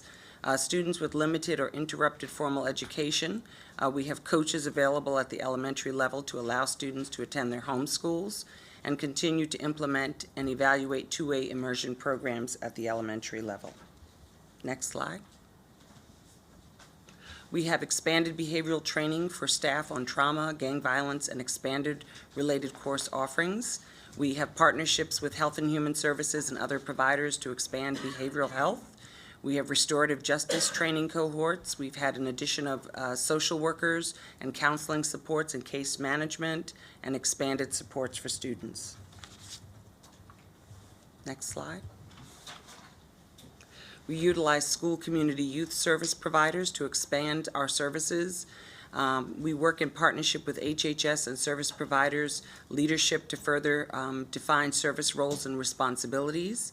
We continue to develop coordination of wellness services through the student well-being team structure, self-referrals, and direct parent referrals. And we continue the training and support of 40 new licensed clinical social workers now assigned to schools to support student well-being and mental health needs. Dr. Pugh? Next slide, please. That's fine. There's one more. Got it. So two of the areas, too, are making sure that you're supporting students to make up the academic learning that may have been lost. So it's providing tutoring at no cost. High-dosage tutoring is research-based. It is effective. And we have taken the approach to make it available in a variety of models, both at the school for a targeted group and then free one-to-one on demand. We also know we need to do extensive family communications about what's available. For summer school last year at no cost, it was a huge effort on the district. There was a lot of effort on the part of the schools and the school teams and families to build the program. So local summer programs were held K through 12, and in addition to our extended school year, which due to staffing went online. So I think we need to take what we learned about using all of those resources and be strategic about what's coming. Next slide, please. So Pillar 4 was everything. It just kind of all the things that they didn't talk about in the first 3 pillars kind of got jumbled into this last pillar, so it does make it very complicated to talk about. But it is the resources. This is where the funding formulas come. This is where the foundation formulas change, and it's also directing you to provide some very specific wellness and health-based services for students. So part of our due diligence is to make sure that we're monitoring those wraparound services, particularly in our community schools, but also with our community partnerships, what's working, what's making a difference for students in order to plan out as the funding streams start to get established and start to become more consistent. One of the other efforts as well is to complete the school-based training on the multi-tiered system of support, which would allow us to monitor and track wellness data in order to be able to respond and analyze the use of our supports and decide and determine where other supports are needed. And then continuing to expand the multi-pathway for tutoring, including Saturday, and thinking about how to support students in real time. Next slide. We'll talk about Pillar 5, governance and accountability.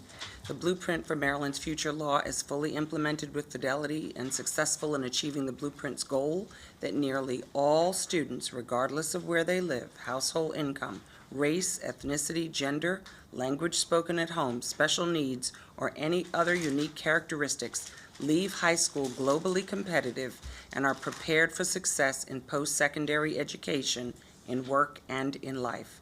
The Accountability and Implementation Board will operate through 2032. It's also known as the AIB. Next slide. There are monthly, quarterly, and annual reporting that's due to MSDE, to the AIB, to the governor, and also to the legislature. We're ensuring Montgomery County governance of the blueprint, including periodic blueprint reporting to the county executive, the county council, the Board of Education, and the superintendent. And we're ensuring the comprehensive blueprint plan will be submitted to the AIB by March 15th, 2023. Next. So we titled this one Blueprint Opportunities, because it's not just next steps. There are a lot of things to consider in this fiscal year.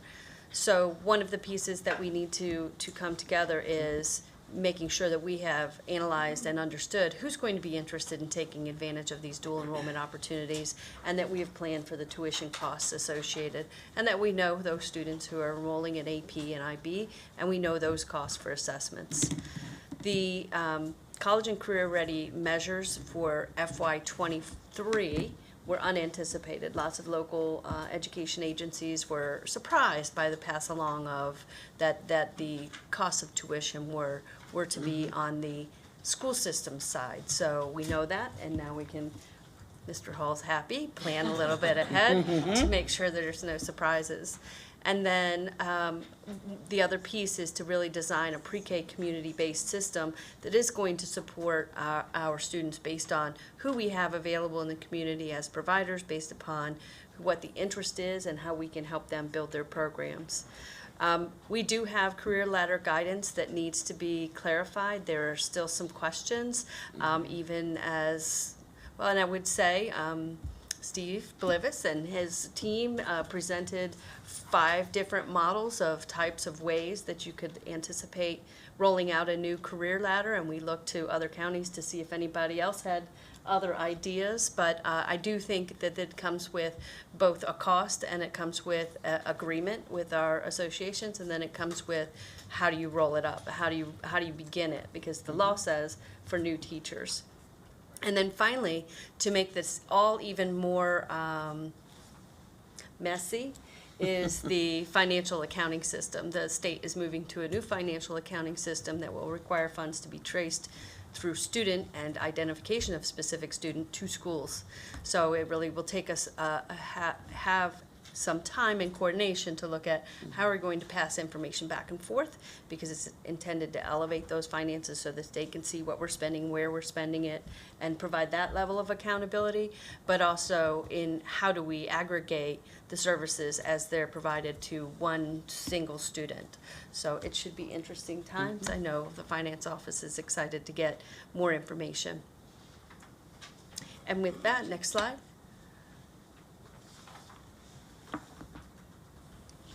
We'll turn it back to you for discussion. Thank you for a very detailed discussion. From my own understanding, can you tell me, I thought that MSDE was creating a plan, the AIB was creating a plan. I didn't hear the MSDE portion in here. Have we received any guidance with regard to their plan yet? Yeah, so we got the, I'm sorry. Go. You got it. I'll just add. So there was, the AIB just put out their comprehensive plan for public comment. And so you've been gathering that information about what we might think we would see in that plan.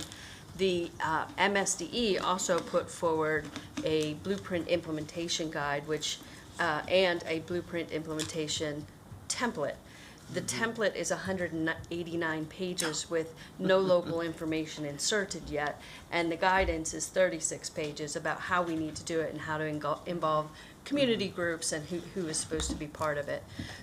Both of those are still draft. So I say that to say the AIB and MSDE are still very much working through interpretation of this law, and at the same time we're working through trying to interpret how they've both interpreted, because it's not always the same. And then we also have the idea that we are coming up on a new legislative session. So I don't know what people will be doing to try to change or get clarification about the law. I truly appreciate how difficult this is, and I'm so glad to see that you're continuing to move on and not being thwarted by the idea that there are issues outstanding to be resolved. So I'm so proud of the work you're doing. I do have a question on slide number 15, which is just a couple of questions. That's the, go back, yeah. That's it. So, first of all, I want to understand, all hires, or is that just referring to teachers? I believe this is teachers. Okay, and so then you have, let's look at FY '22, you have 885 blacks that applied, and 170, that's how many were hired? Yes, okay, so you have 885 who applied, and then you have for 22, and then you have 952 for 23, and then you have all hires 170. Yeah, I'm just looking at FY '22. Yes. So, I guess what I'm trying to understand is that, number one, that's a very low number for the number that applied. But number two, you got 23%, but 177 is 20%. So I was trying to figure out how you arrived at 23%. Or was it 23% of all the applicants that applied? Is that what that was? I believe it's 23% of all the applicants. Okay, thanks for that clarification. I think that question also came up in one of our earlier presentations, and that may be That also may include people who applied but perhaps did not finish their application. People who may have gone to other Yes. jurisdictions. Yes. People who may not have been able to meet the requirements. Many people apply, but then following through on the process and getting hired. So there are a myriad of reasons Sure. why there's a number to apply and then there's a number that's hired. You know, that information would be very helpful. I mean, I know that would create a chart as wide as this room, but it would help us understand if we're actually moving the needle in diversity hires to know who is not accepting because they took a job somewhere else who didn't really meet the qualifications. So I would appreciate if you could just send me that information and we'll send it out to the full board. We'll work with Human Resources Development to get back to you on that information. It would be very helpful. My last question is on, I was just going to say, there are specific charts with this specific information that are required to be submitted as part of our plan. So we might want to look at the format of how they're expecting it to come to them to be able to see if that captures what you're speaking of. Absolutely. And they Send it could to be me. able to provide us with some information about the backgrounds of some of these applicants, what happened after they made their initial application. Well, that's helpful to them, but I only want to know those that we had to eliminate because they Right, took a and the job reasons somewhere else, why. or, yes, thank you. On slide number 28, you said next steps. You're going to evaluate wraparound services, complete school-based training, establish multi-pathway tutoring. I wanted to know, and I think I've heard this before, but I'm not sure. Are we doing an evaluation of the tutoring that we're providing? Because I'm hearing mixed reviews out in the community about that and a mixed implementation of tutoring around. Right, so yes, we are evaluating. We are not evaluating all of them the same, so I think that's part of the challenge. I don't know if you remember Baby Blueprint, there was funding that came forward for doing tutoring in schools, and that came with very specific reporting pieces. So that, we're still doing that level of tutoring and capturing that data, but it's still very manually intensive. Teachers say they work with the XYZ student, and then we put it in a form and we try to clean that form up. One of the enhancements that was made is that it's now tied to Synergy, so attendance can be consistent. So now we can link it to the student through all other data to do an evaluation of those students who participated. Was it 2 times or 10 times? And if so, what impact did that have on them? So that's that level of tutoring. And then we have 2 separate companies that have been doing the tutoring in 2 different styles. Both of them have evaluation systems that are coming with them. So the next time we do a tutoring sort of update and an evaluation, we'll try to be inclusive of all of those different types of tutoring in order to help us make sure that we're being responsible and responsive. I just want to make sure that the tutoring is actually benefiting the student.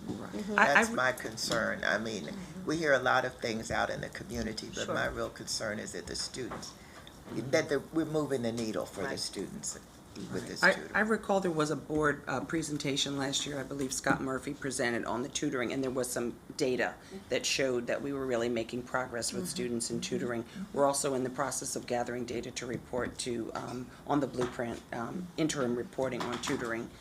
But I know there was a previous update to the Board of Education, so we'll pull that information up for you. Thank you. Thank you. Ms. Mandrowski.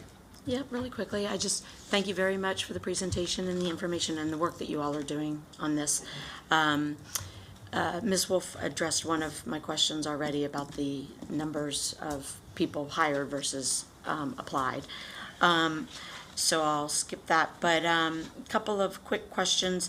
So if the goal is for 2026, a starting salary for all new teachers to be $60,000, what happens with, what about those who have started, a few years ago at a lower salary and either aren't there yet or are basically just there but have been working for a while, and now we're going to bring in new people who are going to be making the same or more?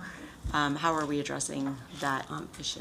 I'll just say this first, the system has been working on a salary schedule, working on ensuring that when we reach that point that it is aligned, working on providing increases over a period of time as the blueprint requires. So there is actually work in place in order to be able to make those adjustments so that when we get to the deadline that everything is aligned. So I will say that there's been ongoing work for the last few years working on that piece. There's also interpretation of who it's for, because the law is pretty clear that it's for new teachers. That is not what many associations want, right? For the very reason that you've pointed out. So it's a matter that I think is the part of the intent of the law, that because everyone's salary schedules are so very different across the state, they set the threshold and said you need to get there and you need to start with your incoming group. So the negotiation part is how you get there and how you come to agreement. Brian? Yep, and I just wanted to add that we are taking a comprehensive look at the salary schedule, and we will be doing so in, working with our association partners. But we want to move the needle for all of our teachers so that all of them benefit. So we're not just looking at the incoming teachers, and as Dr. McKnight highlighted earlier, we're not aiming for 60,000. We're aiming for something higher than that. And so we want all of our teachers to benefit from this because we know they're out there every day, working hard for our children. Thank you. That was my biggest concern is, are we looking at the salary schedules, particularly with budget season, full force. But, and I know that the blueprint specifies with our teachers and stuff, but I'm making sure that we're looking at all of our staffing. We heard from bus drivers, for example, this morning, who were saying new people are making this much or more potentially than they have been, who've been working with us for years. So just making sure that we're really evaluating that, I think, is going to be huge. I love that we're still working on the Grow Our Own programs, because I truly have forever believed that if we want people that reflect if we want leadership and teachers and that reflect the diversity in our county, we need to utilize the people who are going through our system in our county. But I just want to make sure that we're really getting the word out there to students and how we're going about that. I think it's important that we provide internships and jobs for students that are in those programs so that they know, not only do they get the experience, but they know that MCPS wants them to come back when they're finished everything. But going to classes and speaking directly to students, I just feel like is going to be very important as I go in and talk to kids in different programs, like some of our ESOL programs and stuff, and talking to them directly, making sure that they understand exactly what opportunities are available. Sometimes we think, many times as we put that email out there or submit a flyer or whatever it might be, that people are getting it and they're just not always actually really knowing. So I encourage us to go directly to classes and speak straight to the students themselves. And with that, my last question is, are we working with our higher education partners? You mentioned, I think, 6 partners that we have, higher education partners currently. Are we working with them to provide college funding up front with some sort of payback type of program in order to help grow our own? Because I know that we do tuition reimbursement, but for those students who cannot afford to go to college, having an opportunity to have it paid for with a payback over time of work, years served, could be really beneficial.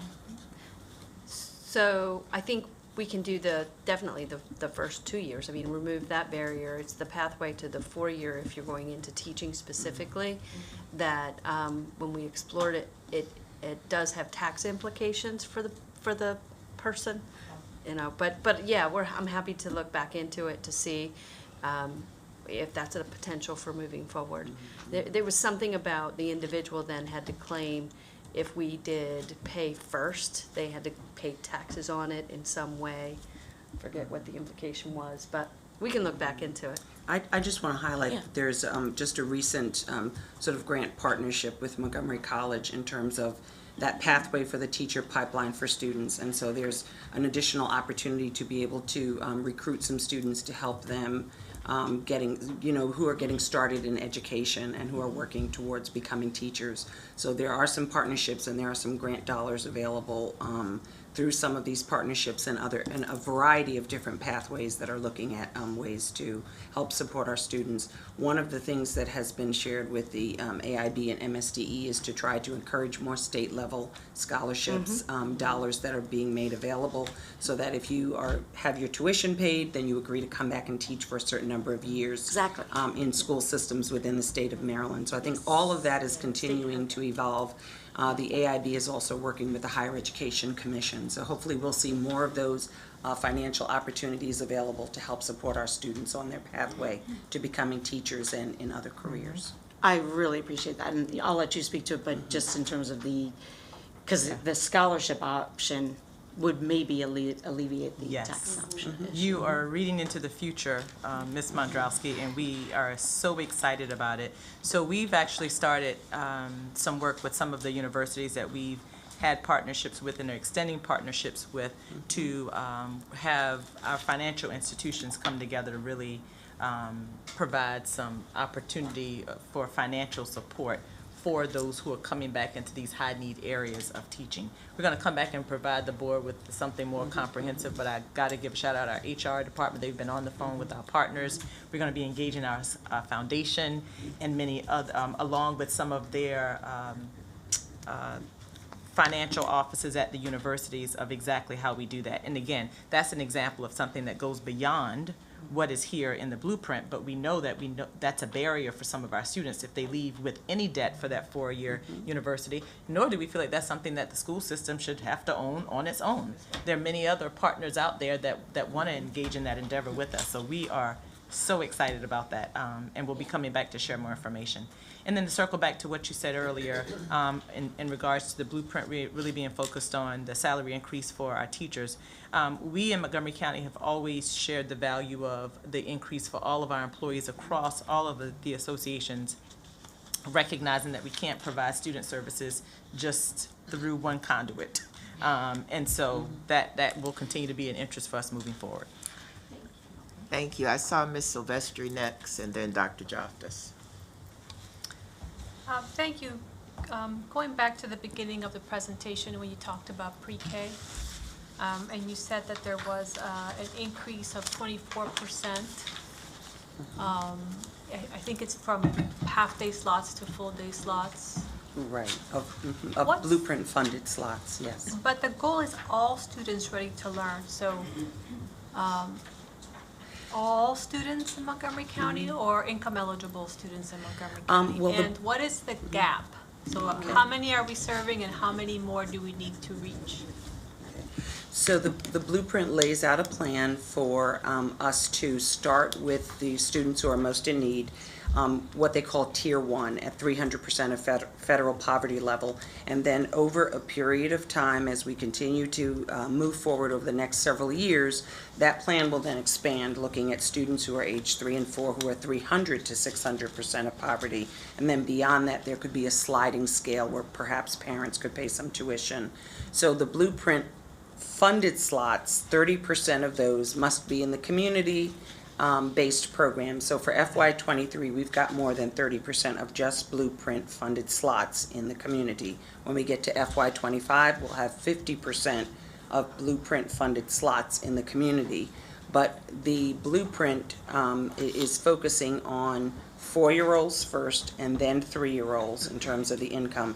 So when we look at our measures and we look at the county government's measures in terms of HHS, we're saying over a period of the next 10 years, we are hoping to get somewhere between 10 and 13,000 spaces, including blueprint funded spots as well as the community at large, to be able to serve the needs that we have. So it won't all be served through the blueprint, but some of it will be served through other programs that exist in the community. But that's sort of our goal, somewhere between 9,000 and 13,000. And that will be all Tier 1 students in Montgomery County? That would be Tier 1 and Tier 2. Tier 1 and Tier 2. Mm-hmm. Tier 1 and Tier 2. And we're currently serving what percentage of that?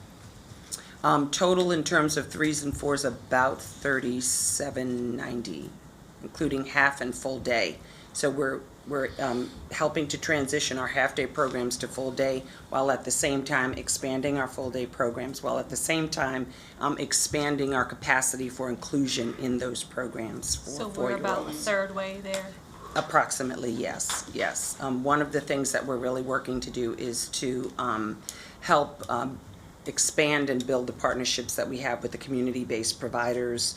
Many of them are struggling to meet the same teacher requirements in terms of PK3 certification, the quality rating, Excel systems, and accreditation. So the partners that we have some robust partnerships. With pre-K, we're helping to provide lots of support for them, but we're also working with the county government to help recruit additional providers to sort of bring them into the fold for Blueprint.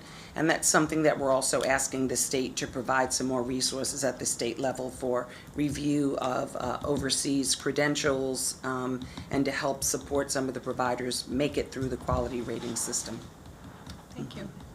Under the category of high quality and diverse teachers, you talked about board certified teachers coming before, being placed before students that need them the most. Did I understand that correctly? Or are most prepared teachers getting placed with students that need them the most? What is the, I think too many lights are on. Yeah. Oh, sorry. How are we addressing that currently, or what is the plan to address that? So that's a philosophy of Kerwin. It's sort of embedded in there that National Board Certified Teacher is the most qualified. I mean, that is arguable, but it is the measure that we've been given, and we are fortunate to have so many people who are nationally board certified. So it is actually mandated in the Blueprint that teachers who serve in what they call them low performing schools that are identified by the state, teachers who have this national board certification who choose to work in those schools get an additional $7,000. Okay, so it's $10,000. It's a sort of incentive-based program. Okay, great. Thank you so much. Dr. Joftis. Thank you, and thank you for this. This is really exciting work. So I have a specific question and then just sort of a general statement or question. I'm not sure which it is yet, but the pillar 4, that's where the community school work is happening, right? Absolutely. So I'm just wondering if because I kind of had a similar comment when we got this really great presentation from staff about all the social emotional learning work without any mention of community schools. I wonder if we can sort of talk about, you kind of have it in the next steps. Right. Well, you call it wraparound. But I think it's important that we highlight that the community school approach is coordinating, or is intended to coordinate all these different services and do it in a way that is comprehensive and aligned with a bunch of other things. There are 26 community schools Right. that we have currently in MCPS, and they are funded through concentration and poverty grants. So we started at 85% poverty. We'll continue to move till we get to about 55%. So in the community schools, there is a little bit more of an intensive focus in terms of on-site behavioral health supports for students. And then there's a needs assessment that happens in those community schools where parents provide feedback about what the needs are in those particular communities. And then the community school funds, through a coordinator, help to bring those services directly to the students. So you have an intensive focus in the community schools. You also have a registered nurse who's on site in each of those schools, and then that nurse is also on duty for evening or early or Saturday or other programs. So it's also providing service, but at a more intensive level. And then that also coordinates in conjunction with the behavioral health and other supports that we have system-wide. Right. So you'll find a little bit more of a concentrated approach in the community schools, and you'll also find a variety of many different partnerships with public and private entities. It could be farm to table, it could be a diaper bank support for the parents, it could be any number of services Right. that the parents have identified, but it's in a more intensive focus in the community schools. Yeah, I get that, and I just think I think it would be helpful if we included that as part of what we're doing, because and then when you get to the monitoring and evaluation stage, I think it could be helpful to the extent that we have the capacity to sort of distinguish in schools where we have a community school coordinator compared to those that don't, and as you're saying, maybe not quite as intensive or comprehensive. I think that would be helpful.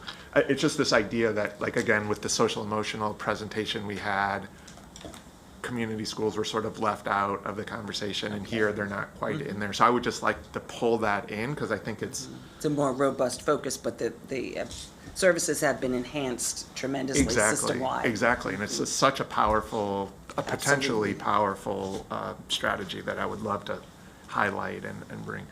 My more general comment is with all this work, and I know you're thinking about this, but what we always see with reform efforts that are like this is that we tend to layer stuff on top of existing systems and structures that may or may not be conducive to that work, right? And I think it's going to be so important that we also are thinking really carefully about, well, let me back up and say, coming out of the pandemic, we said, if we are in a couple of years, if we're still teaching the same way as we did prior to the pandemic, shame on us, right? And I think this blueprint gives us even that additional push and fuel to really think about the example you gave, Dr. McKnight, about the partnerships. I think is the perfect example. Like, that's sounds transformational to me, and that's amazing. And I think we need to think about sort of instruction and delivery of services in the same way. If we're building a career ladder, let's rethink the way we're utilizing teachers, using virtual schools as well to give access to some students that maybe don't have calculus in their school, or using virtual or the career ladder to free up the teachers at the high end of the ladder, maybe free up some of their time so that they're doing some mentoring. But we really need to change the way I hate to use this word, but we really need to change the teaching paradigm, right? Like, I believe that's a huge reason that we're losing teachers. And not just here, but nationally, is it's become a job that is,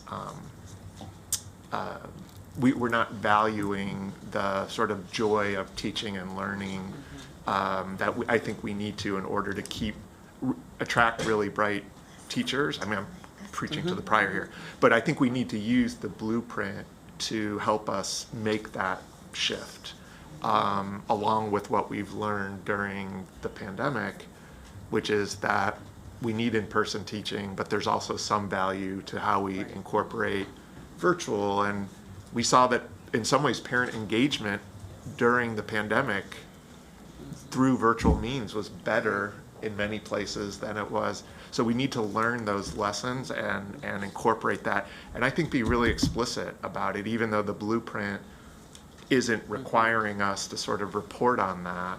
I think for our community and for our board to be able to say, not only are we checking these boxes, but look at the way we're sort of rethinking this, just like we're doing with the certification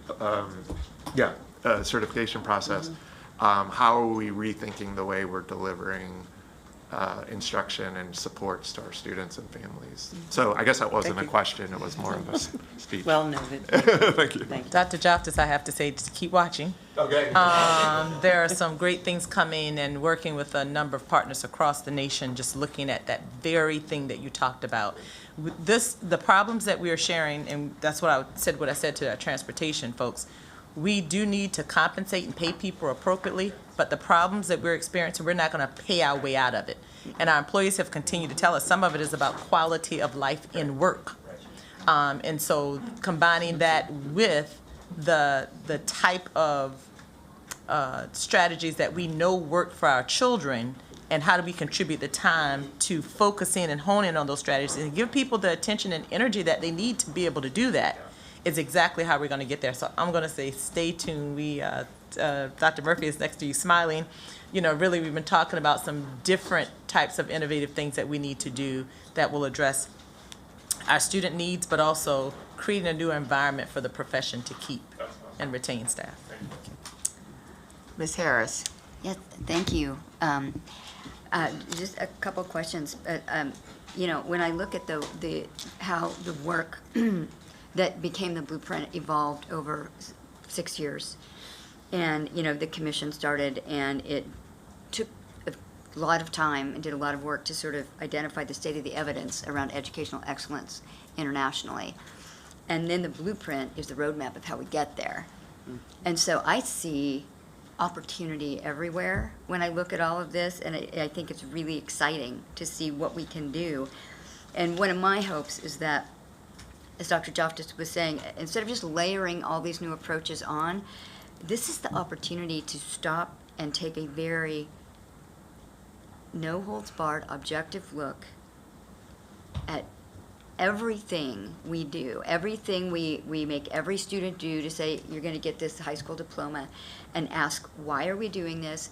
Does it make sense in the 21st century? And how does it relate to what we've learned about true educational excellence? And so, I know we're working on this on a lot of different levels and taking some issues to the state, but I just see so much opportunity here. Just a couple of questions. So looking at and I want to echo what Ms. Wolf said about the appreciation for how we're sort of out navigating in a void, because, you know, we've got all, you know, standards that are coming, and our favorite word, draft. And so, you know, it's like, okay, we know there are these expectations here, and we don't know yet how you are going to, not necessarily how you're going to expect us to get there, but how you're going to measure how we're getting there. And so that, I really do appreciate the work and how challenging that is. And looking at the kind of the timeline of where we're at with drafts, the draft reporting criteria, I'm wondering how, or if, we really have true boots on the ground educators working on that issue to ensure that whatever, you know, because when I see reporting, there will be multiple measures of that, but a lot of that is going to rest on the shoulders of the students in the classroom as we're looking to measure how they're doing. And so making sure we have teachers helping to evaluate and create those reporting criteria so that whatever metrics we're using, they are not disruptive of the learning experience in the classroom.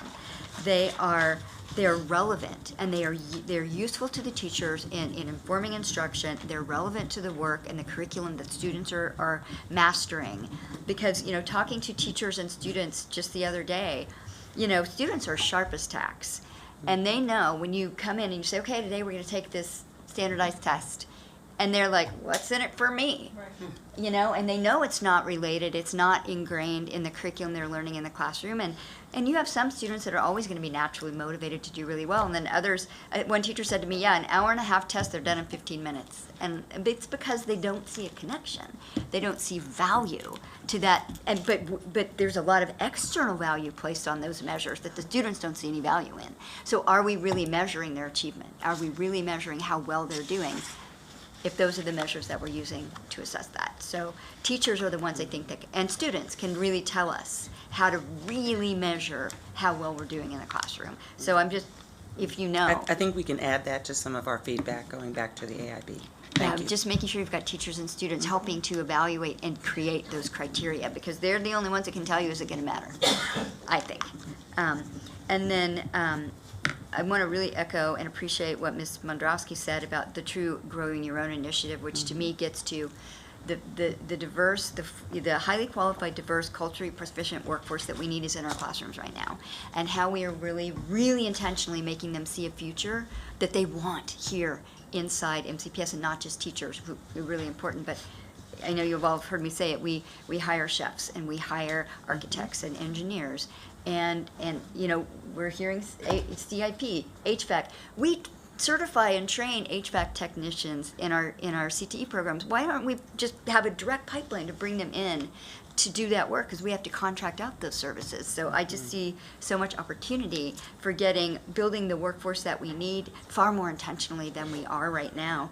And one of them ties really into Pillar 1 on early childhood. So we talked about the expansion and the emphasis, and it's so very important. But there's also a big workforce development challenge there. Yes. but we have early childhood programs, I think, in almost all of our high schools, which are dramatically underutilized.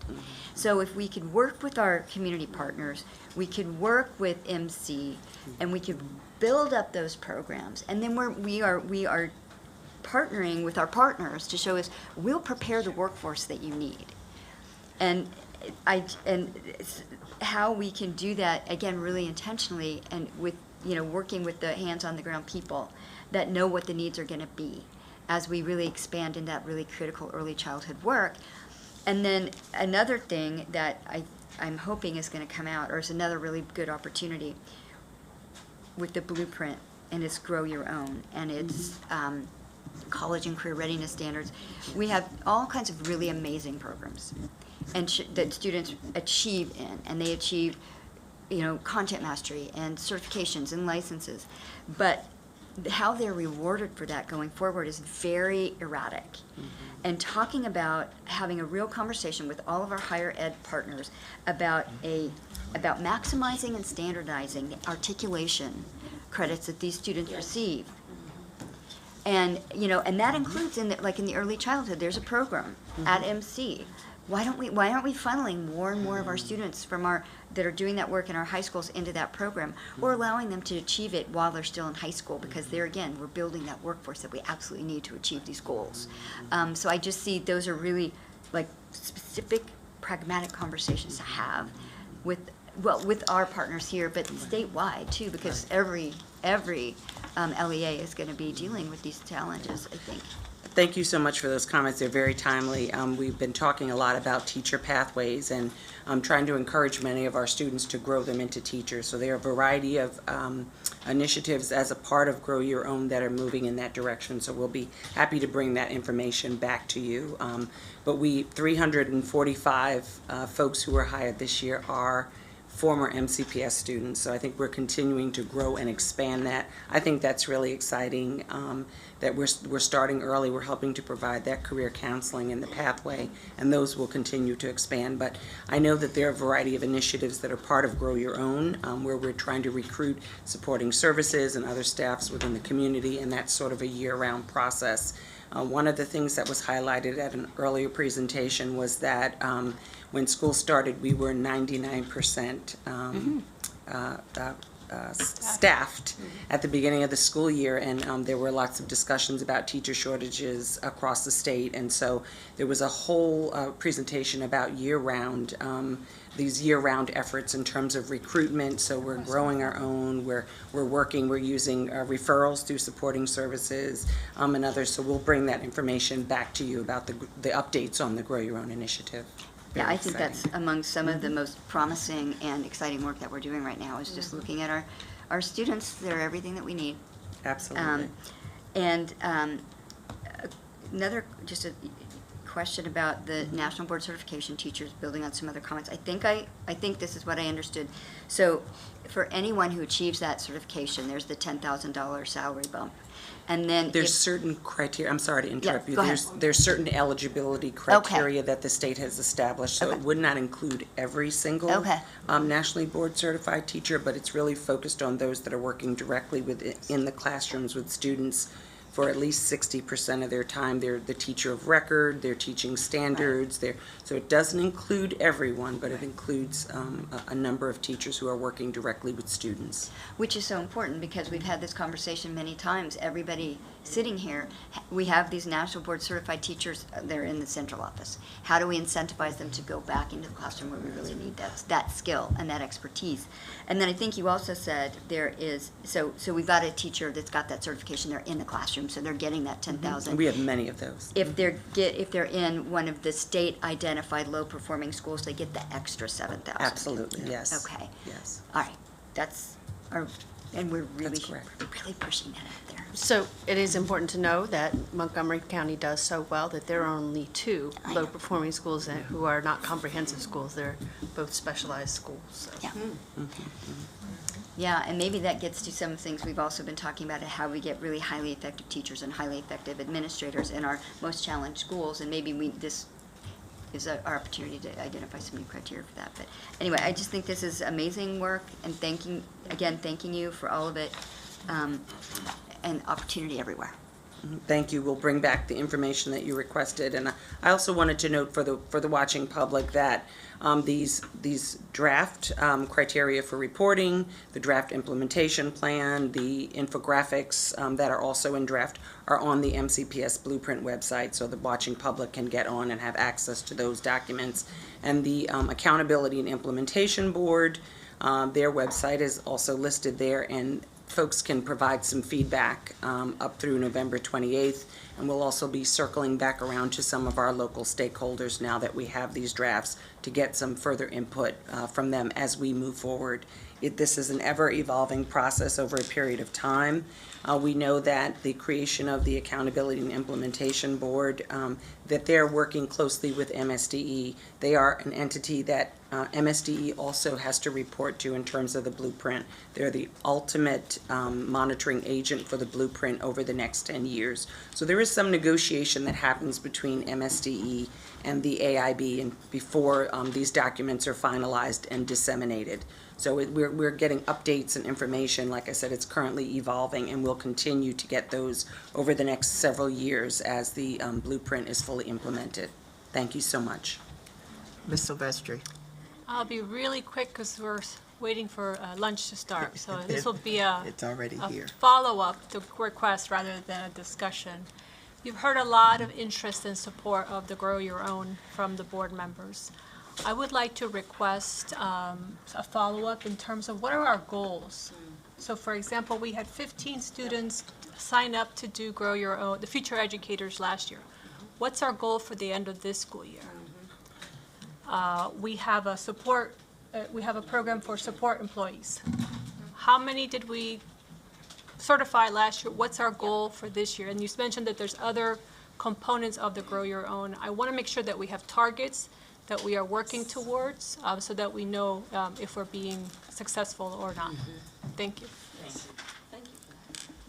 Thank you. Again, we just want to thank you for all the hard work, because this is a labor of love in a sense. You're doing it for our students, but it's not easy, and I'm so appreciative of the attitude that you've taken to move forward, regardless of what you don't know just yet. So thank you again. At this time, we're going to take a recess, and we will be in recess until, what time is it, 1:30 to 2:30. Thank you. Oh, one more other thing. We're not having a closed session over lunch. Thank you.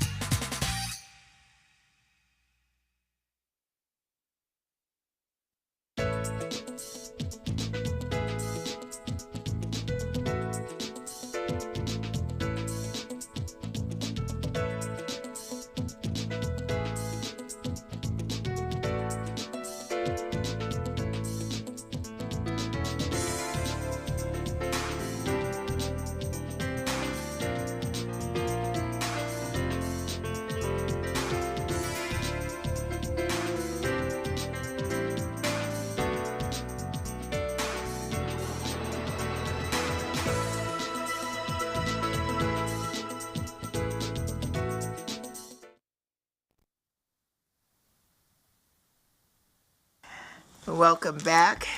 At this time, we're up to item number 8. I'll ask Dr. McKnight to begin. Hey, thank you, Ms. Wolf. Today, we're going to talk about the Board of Education Policy, IFA, curriculum adopted in 2001. And that policy lays out a process for developing and approving unique courses that we're able to offer in the school system. Thank you, Ms. Hazel, for joining us at the table.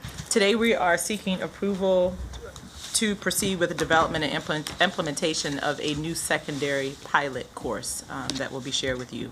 So for more than 20 years in the system, I'll say that we've developed a number of unique programs that we've been able to bring to the board and offer to our students based on interest areas that we've learned from our students, that because we actually want to make sure all of our programs are student-driven and things that they are interested in and things that they think will be able to help further their education and their areas of interest. The courses that are recommended to be piloted often does reflect teachers and their collaboration and their understanding of the types of experiences the students want to have in the classroom. So I wanted to highlight those things because when we bring forward a pilot course that we ask the board to approve, there's much work and interest that goes into collecting that information before we actually bring it to you for approval. So to support these efforts, school-based and central services staff are developing pilot courses that provide relevant, engaging, and challenging experiences for all students. As evidenced by the proposals, teachers and students are interested in creating a safe academic space in which students feel empowered. And I feel like one of the best ways we can empower their voices and their interests is to be able to bring forward to you the things that are of most interest to them. So with that, I'll turn it over to Ms. Hazel. Okay, thank you, Dr. McKnight, and good afternoon, President Wolf and members of the board. So today we are bringing to you proposed pilot courses and courses that have successfully completed the pilot course process and require your approval to become an official MCPS course. So proposed pilot courses are initiated at the school level by staff and students, and teachers work alongside our OSIP specialists to complete an extensive proposal, which will be implemented with students and at this upcoming school year or next school year.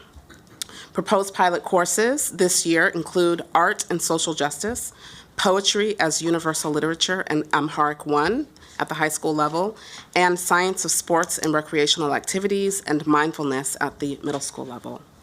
These proposed pilot courses, as well as the pilot courses that began this school year and are remaining in the pilot process, will be brought to you again for approval after they've completed the pilot process and become an official course for your approval.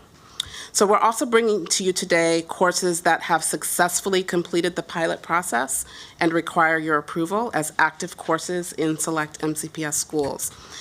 These courses include, among others, Shakespeare, Race and Gender, and Environmental Justice at some of our schools, and Positive Psychology and Introduction to Social Justice at all of our high schools.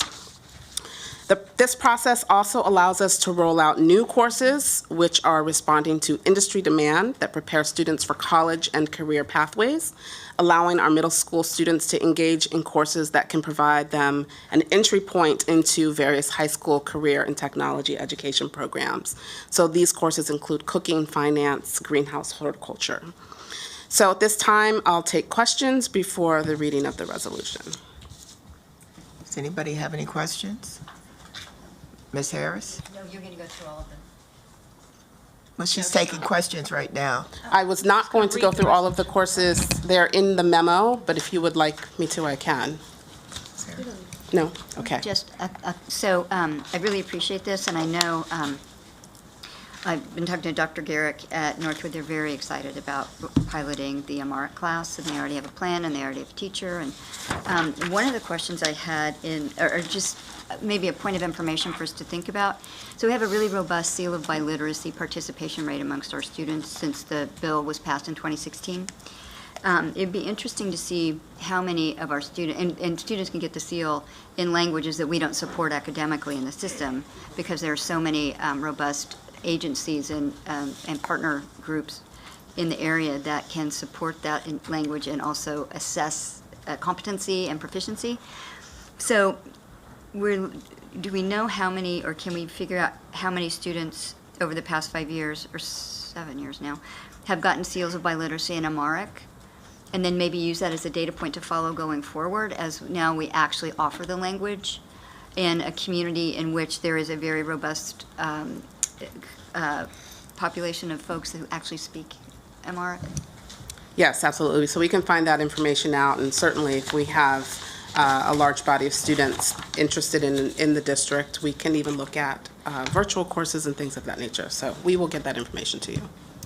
And when a course comes out of the pilot process, except for those that are listed as restricted to only high schools with specialized programs, are those new electives then, how do we promote those and scale them to many schools? Because I know a lot of this is very much dependent on staff, having staff with the expertise to teach the content. Yes, and so we do share the new courses with our principals, our counselors. We put it in our course bulletin to promote them. And certainly there are courses that have just taken off, and so word gets out and we share those courses and opportunities. But we are looking for other ways to expand some of these courses when we have a small number of students who are interested in schools. And do we, are we intentionally making students aware? I mean, you can look at the course bulletin, but that can be a bit of a slog.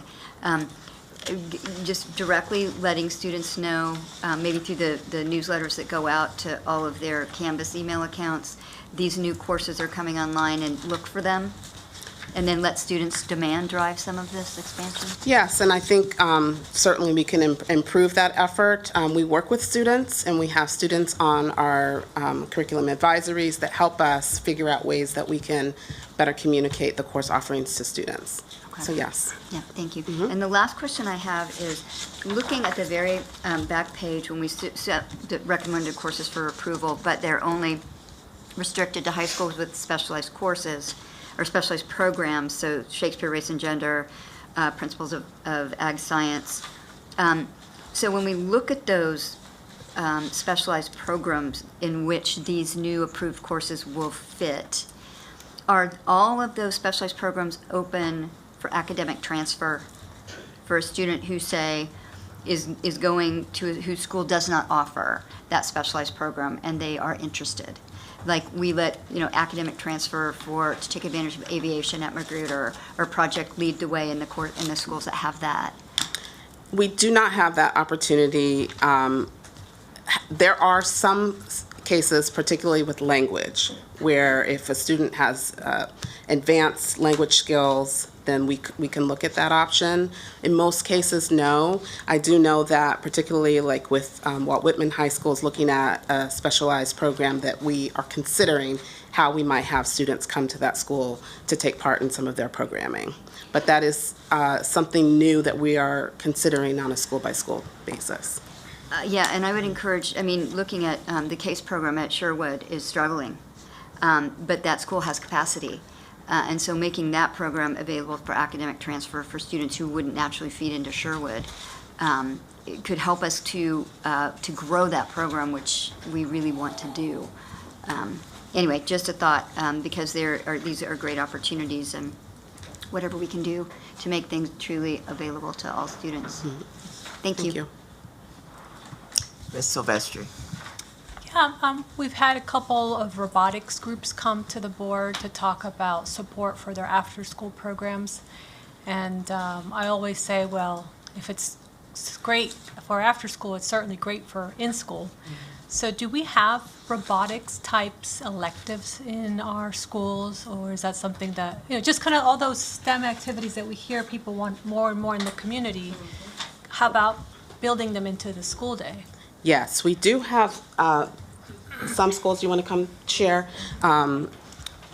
This is Arena LaGrange. This is her. She's our Director of Career Readiness and Technology.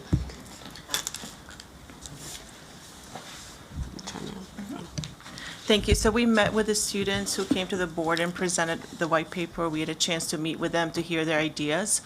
When we were looking at the robotics programs that are happening after school, what we were dealing with is funding in terms of having the space for some of the requirements in building the actual the project, the size, having teachers who are certified for those programs. So during the day, we are looking at, we're having numerous engineering classes and programs through Project Lead the Way that are available throughout multiple schools. But in terms of robotics, that is something that we are still looking at ways to support that during the day, again, because of the capacity, teacher training, and the cost affiliated with it. Okay. But some of the people that are teaching after school could teach it during school. Yes, correct. As well. The other question I had is, since our goal here is to prepare students for college, career, and community, do we have an elective that helps students explore careers?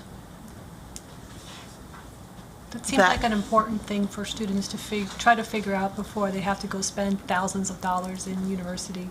That's a good question. So we are, while we have different pathways for students to plan their careers, we're definitely looking at, in terms of college and career readiness and the different CTE pathways with internship and apprenticeship. Our focus is looking at really thinking about marketing and thinking of marketing in terms of making students aware of what the different options are. We're looking at possibly having a career day for district-wide career days in middle school, and then the following year in 5th grade, so students can learn more about the possible pathways and options as they transition to high school. And so there are different opportunities, but not as a course, so that's something that we can get back to you about. Yeah, I'm just curious to see, would there be, like, how does that process work? It's an idea, but do we have teachers that are interested in teaching? Students actually want to take this? Just would love to explore further to see if that's a possibility. Yeah, certainly. I mean, that's how the pilot process works, is students and teachers coming with ideas and sharing. Oh, thank you. Is that what you were trying to tell me? Sorry.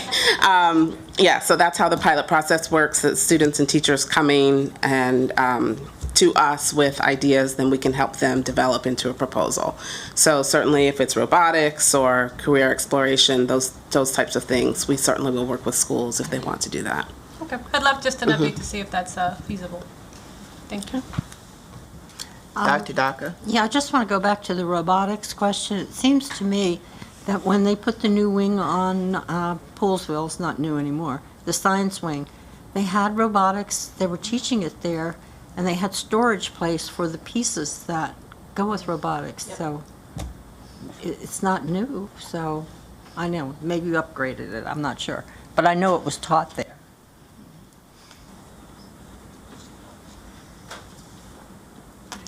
Ms. Harris? Yeah, I do have one follow-up question about the academic transfer, and I'm trying to get, and maybe this is something I can meet with somebody in your office about, because I know we've seen information about, when students are getting ready to make the change from middle to high school, and they'll get the centrally created, I think it comes through Canvas now, message that goes to students and families. Here are all the opportunities open to your student. And it will list things that are, not necessarily at their home school, but that they can take advantage of through an academic transfer. Like, for instance, I know a student whose homeschools Magruder, she's at Rockville doing Project Lead the Way. I know a student who's technically his homeschool's Paint Branch, she's going to Magruder for the aviation program. I'd like to get a better understanding of why we do that for some programs and not all programs, and how we are making that opportunity more than just words in an email or in Canvas, but let students know what that actually means, and because we have great opportunities, but they're just not equitably accessible to all students. Yes. So how we really, really can communicate to students about opportunity, and again, how we can make more of these, how we intentionally make all of these available to academic transfer, especially when these programs are located at schools that have capacity. Yes, okay. And so what you're speaking to in the first part are all of our high school programs and how we open it up to families to have opportunities to apply to different programs. So yes, that is certainly available to all of our students. As it relates to a specific pilot course that has been approved, that's a slightly different different process. But yes, we definitely work with our families to, in a variety of ways, to let them know what options are available, and students can certainly pick programs outside of their local schools. Does anybody else have any questions? Just a real quick one. Go ahead. Will any of these have virtual access? So to Ms. Harris's point in terms of opportunity for students in other schools to. So my understanding at this point, those that are being approved to become an official course will either be in either that select school, or some of them are in all high schools. When we start to see those unique circumstances where there's a request and maybe we can't meet the capacity in a school, that's when we start looking at virtual options. Yeah, okay, I just wanted to make sure that we would be willing to look at some of the options if there are kids who want to, have access to it. Thank you. So, they absolutely are. So can you go through so that when Ms. Silvestri makes her motion, she's clear on what she's asking? Which courses or which that you want approved? Yeah, so in your memo, you have courses that are for proposal, meaning they want to they've made a proposal to get started with a pilot. And then you have other courses that have they've already come to you once before, and now they have gone through the pilot process successfully, and we are asking that it become an official course in MCPS. So actually, we come to you twice with courses. So both of them are combined in this Okay, I just want resolution. to understand, do we need two different motions for this? One for the approval of the courses, the recommended courses, and one for the approval of the pilot, or can we do one? It's here. Okay, go ahead. Do you want me to read it? Oh, okay. I've never done this before. Okay. Whereas on February 13th, 2020, excuse me. You can just read the resolve. Oh, the resolve. That the Montgomery County Board of Education approve the following courses as pilot courses or active courses in accordance with the procedures established in Regulation IFA RA curriculum. Move approval. Second. Are there any questions? All in favor, raise your hand. That is unanimous. Thank you. Thank you. Okay, we're now up to item number 9, facilities and boundaries. Dr. McKnight. Thank you, President Wolf. Today is the last work session for my recommended FY24 capital budget and amendments for the 2023-2028 CIP. And so we've had an opportunity this week to hold a few hearings to hear from our community, to provide feedback on that perspective. And in the previous work sessions, we've also had an opportunity to talk more specifically about how some of those recommendations were connected to student enrollment projections, and just overall recommended amendments to the adopted capital improvements program. And my recommendation for Clarksburg Elementary number 9 is something else that we've discussed. So at this point, we've given lots of background information, gotten a better understanding around the different scenarios that we put forward and why. We've heard from our public, so finally today we're going to discuss non-capital issues related to the future boundary studies, the reopening of Woodward High School, and the new Crown High School, Damascus High School capital project as well. So with that, that's what we're going to discuss today, so I'm going to turn it over to Mr. Seth Adams from our Department of Facilities Management. Thank you, Dr. McKnight, and thank you, President Wolf, and members of the Board of Education. So we are here, if we can pull up the slides, we're going to walk through, from a work session standpoint, we're going to go through just a couple follow-ups. While we've had 2 of the public hearings, we do have 1 more. But we did feel it was important just to bring back a few of the updates that we did hear from last night.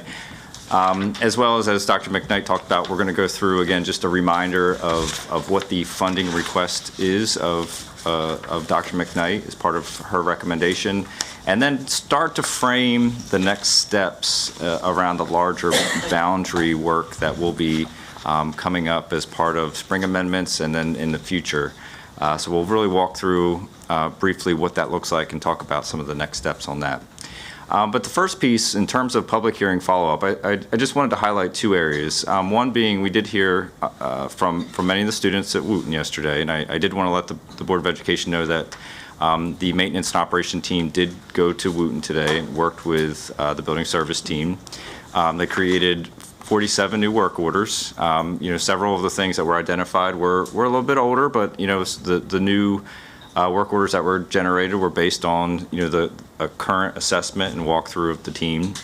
And our plan is to assemble technicians from various disciplines and then send them all to the school to really be very expeditious with resolving some of those challenges. But as Dr. McKnight said, we will also schedule time to work with the SGA and students and really do a thorough walkthrough. One of the pieces that we did hear about some of the ADA concerns, we really think it's important to walk through what those challenges are, what are some of the programmatic changes that we can make in the near term, and then start to map out what the major work around renovations and the timelines of that. So hopefully that will be within the next week or two that we can start to schedule some of those. But really happy that the maintenance team was able to get out there today and start to address some of the challenges that were identified yesterday. Ms. Mandrowski. Yeah, thank you for doing that. I just want to add, if possible, when your group goes out and talks to the SGA and things like that, if you could talk to some staff members, particularly in some of the special education programs there, since they're the ones who are actually really doing a lot of the work with the students. I think it would be important to get their voice as well. So I just want to throw that in there. And thank you, Mr. Adams, for following up in less than 24 hours. Okay, and getting out there on the ground and addressing the needs that we heard from our community last night. I really appreciate that timely follow-up. Is there a way to let the community know that you were out there today and that you have recognized that there is work to be done and that there are 47 new things in some place they can go to see when progress is being made on those? Yes, Ms. Wolf, we can work with the principal on making sure that we work through them in terms of how we can communicate back with the community. Thank you. All right, the other aspect of what we heard was around the ADA update, and Ms. Silvestri did point out that there is a report due to the board to provide some updates. So I just want to frame a little bit of where we are with that. Obviously, we've been continuing to do a lot of the heavy work around prioritization of ADA barriers and what ultimately are the plans to resolve those. So when we come back to the board in the next week or two with our update, what we will be bringing is really our implementation plan. We've gone through that first phase of identifying. We've broken all the barriers, and that's how we identify these as barriers, into 5 different priorities. The first priority is obviously that main element of how do you access the building and how do you navigate the building. And then we've obviously identified which schools are of the highest priority. And as part of this report, we will identify the different avenues that we will be taking in terms of resolving these. Some of the avenues are complete new buildings, right? So you think of a South Lake, you think of a Burnt Mills, you're resolving a lot of the ADA challenges associated with those.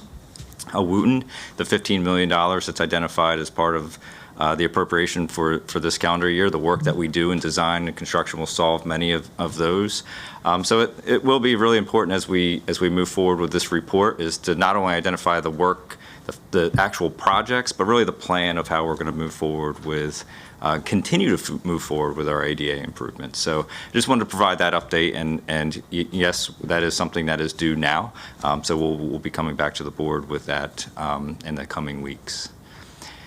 And so with that, obviously, again, we have one more public hearing. So if there's anything that we hear at the next hearing that's obviously of similar concerns of what we heard yesterday, we will obviously put the same amount of effort in attending to these issues as quickly as possible. But for now, this is really just our follow-up of some of those critical elements that we heard. So with that, we'll move on to the superintendent's recommendation and just walk through again the numbers and where we are with some of the projects, which Ms. Karamihas will.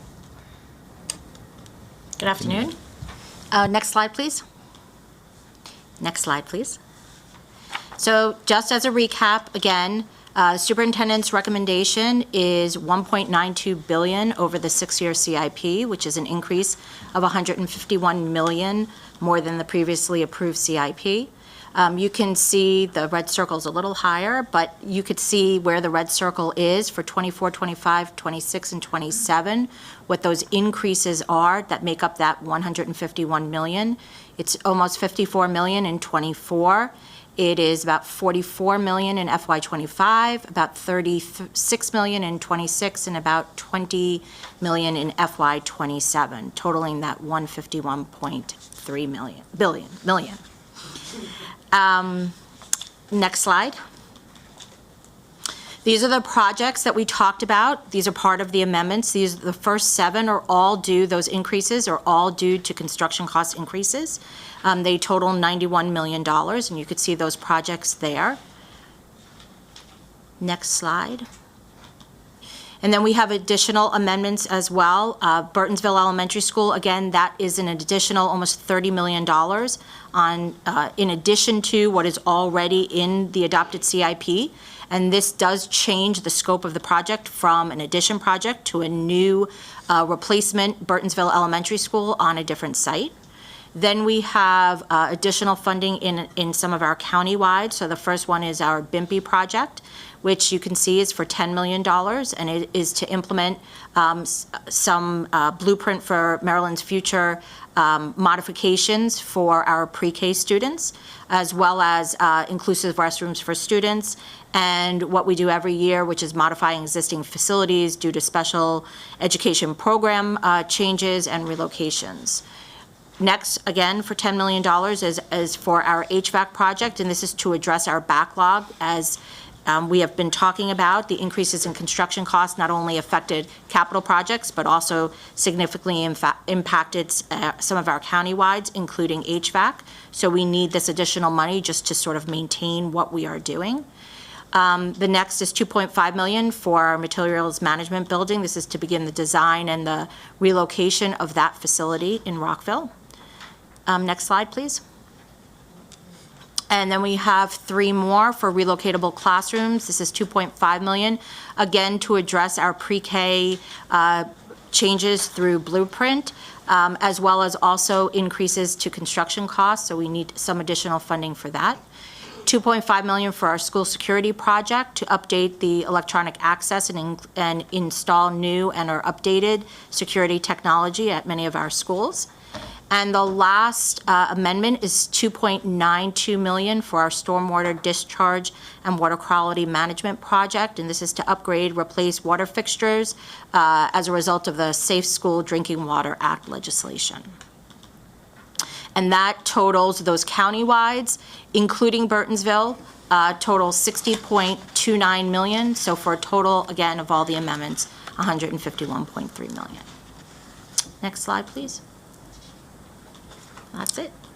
Does anyone have any concerns or questions? Ms. Harris, were you trying to turn on? I was gonna.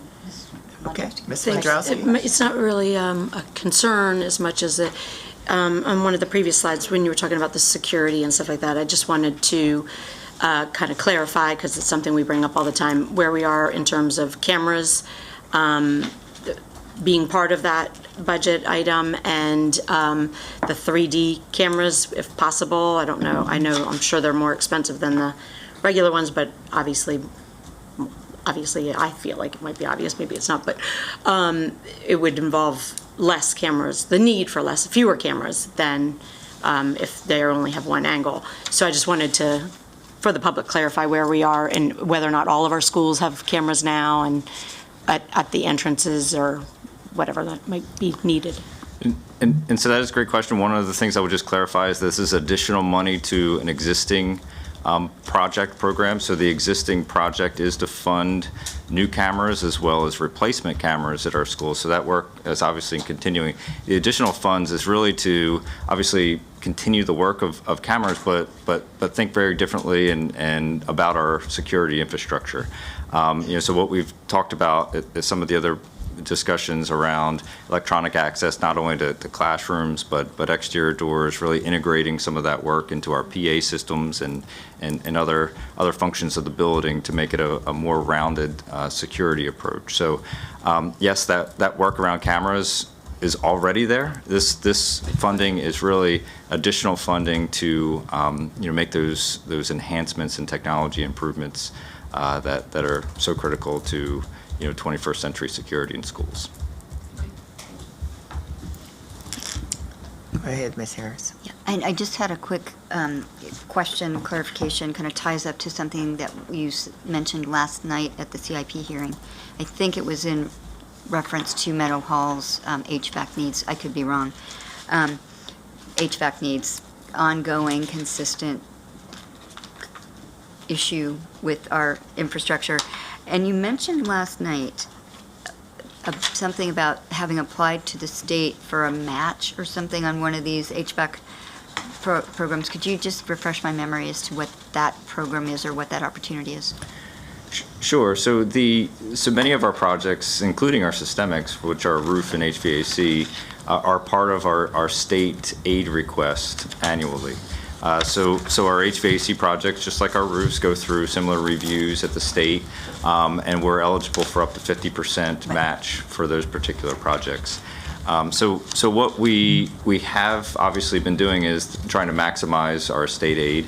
Some of the projects that were in the pipeline before some of the major inflation impacts, we have taken a step back and resubmitted to get more state aid for some of those projects. So yes, this is a critical part of our state funding, and it actually is something that we're going to go into greater detail at fiscal management on Monday around some of the state aid formulas and which projects are impacted, and really which projects have the ability to really maximize our state aid match along the way. Yeah, thank you, and I really appreciate that, how the work and how recently we've taken just approach the state with just a far more, let's just be really objective about how you fund, how we are deemed eligible or not for the maximum matches we can get, because I think there's been a lot of progress lately. So I look forward to that conversation more on Monday. But yeah, thank you. Ms. Yes, Mandrowski? sorry, one last question. I wasn't sure if this was the right place to put it, but since you were talking about it.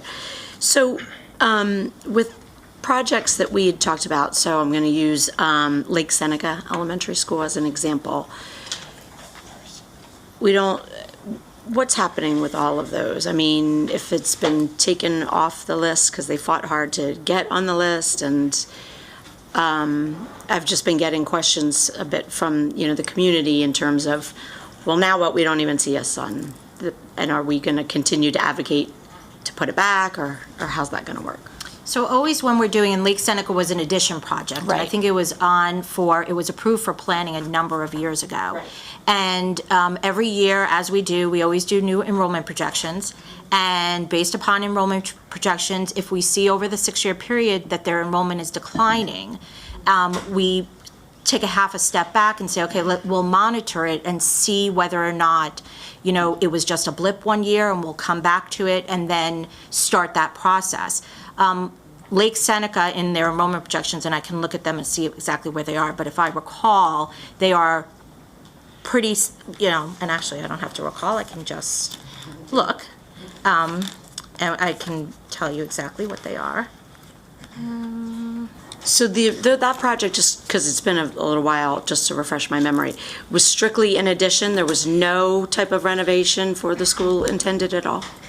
So always when we go in and do an addition, we do see what is in the building, but typically for Lake Seneca, it was an addition project. It wasn't a major capital project or a modernization. It was an addition project. Okay. And so Lake Seneca, their enrollment this year, their preliminary September 30th, was 458, and they have a capacity of 425. So they were 33 seats over. At the end of the 6 years, they grow to 73 seats over. So we have that threshold of 92 seats, and we monitor it. If we see that their enrollment is increasing over the years, certainly, we make that decision of whether or not to sort of go back to it and start again. At this point, with 73 seats over, at least for this 6-year period, it's not something that we would pursue. But again, we have next October with the same opportunity to look at the enrollment projections. And if the 6th year does hit that 92-seat threshold, we could then go back and re-implement that, that study. Okay, and that threshold is not based on it's a Title I school, correct? It's a class size reduction. I have to look and see if it's Title I, but that threshold is something that has been established for a number of years, and it actually came out of a county council process because, and it was one school in particular, we were looking at doing an addition for 2 classrooms, and there was some, the cost of only doing 2 classrooms, and so it became that at an elementary school, it would be 4 classrooms, a middle school 6, and a high school 8. So that 4 classrooms is 92 seats. Okay, I wasn't sure if it included the reduced classroom sizes. Absolutely. And so that is a good point. We also heard last night around Meadow Hall. Meadow Hall talked about a possible addition project because they had so many students in relocatable classrooms. Their numbers actually did drop as well. And so right now they are over capacity by only 32 students, but they still have their 7 portable classrooms. So I do think, sometimes just because when we have left the portable classrooms there through the pandemic as things have declined, just for flexibility, but as we start to revisit in the coming years, we will start to begin pulling relocatables away from some of these schools. So I just say that because just because a school has 7 relocatable classrooms does not necessarily mean that there are 7 classrooms in the deficit of space. And the enrollment projections, the program capacities change and obviously evolve year by year. And really this is the information that is most accurate in determining, what are those space needs at individual schools. Okay, thank you. Any other questions? Okay, I think you can continue. All right, so if we go to the next slide, as Dr. McKnight had mentioned, it is time to start talking about the boundary studies associated with opening 2 brand new high schools and increasing capacity at 2 other high schools. So the 2 new schools are obviously the Woodward High School project, the Crown High School project. The major expansions are the Northwood High School project as well as the Damascus High School project. So what we just wanted to, again, briefly talk about today is just to remind everyone in terms of what the process is for boundary studies. The first element of a boundary study is the superintendent making a recommendation around scope, and then the Board of Education approving that scope of work. And what we mean by scope of work is typically which schools are part of the boundary. Does that scope go down to middle schools? Does the scope continue down to elementary school feeders? And really just determining, again, the extent of what we will look at from a boundary study. Does not mean schools that are identified as part of the scope are necessarily going to change their boundaries. It's really just determining, the magnitude of how we are going to look at this and the sort of the scale of options that could potentially come from that. The reason it was important to talk about it today is that, the scope of what we just talked about, and if we go to the next slide, I think this is probably, a better picture. This is the extent of just those 4 projects that we talked about. And what we're showing is the schools that are currently over capacity or in the service area of the particular school. So if you see at the top with the yellow, that's Damascus. Damascus is intended to also relieve Clarksburg, the overutilization at Clarksburg. When you look at the orange, we have to come up with some more clear colors here. The orange-brown color, that is the Crown High School area. And again, we looked at that from the perspective of Gaithersburg, Quince Orchard, Northwest, Wooten, and Richard Montgomery. So that's what you see from a cluster perspective there. And then the green is Woodward, which is, again, Walter Johnson and the Down County Consortium. So as you see from this map, when we start to think about the scope of work, we are pretty much looking at a large percentage of our school district. And, when we start to look at this, obviously elements of consortiums will come into play because one of the boundaries will include a consortium. Other areas obviously have, different challenges and also, abilities to solve, different elements of school district implementation around program or access to program.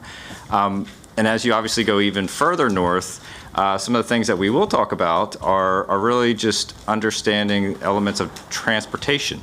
Obviously transportation from a county perspective, the county has a robust model of transportation as you get closer to the Beltway. As you get further out, it's a little more limited. So just understanding what the implications are to some of this.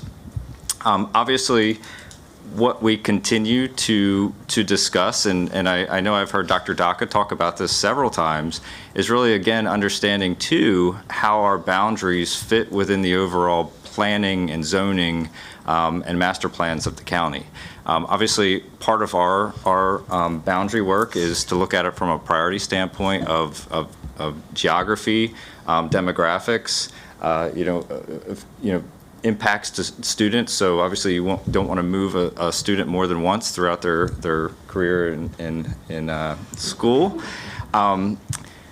But at the same time, I think when we think about transportation, we think about demographics, we think about geography, some of those elements were obviously determined by the planners. They're determined by, what happens at the county as a whole. And that's where, again, we will start to bring together the planning office to really work through some of those challenges and start to obviously bring back various options as part of solutions. So the district-wide boundary analysis will be a big part of this future work.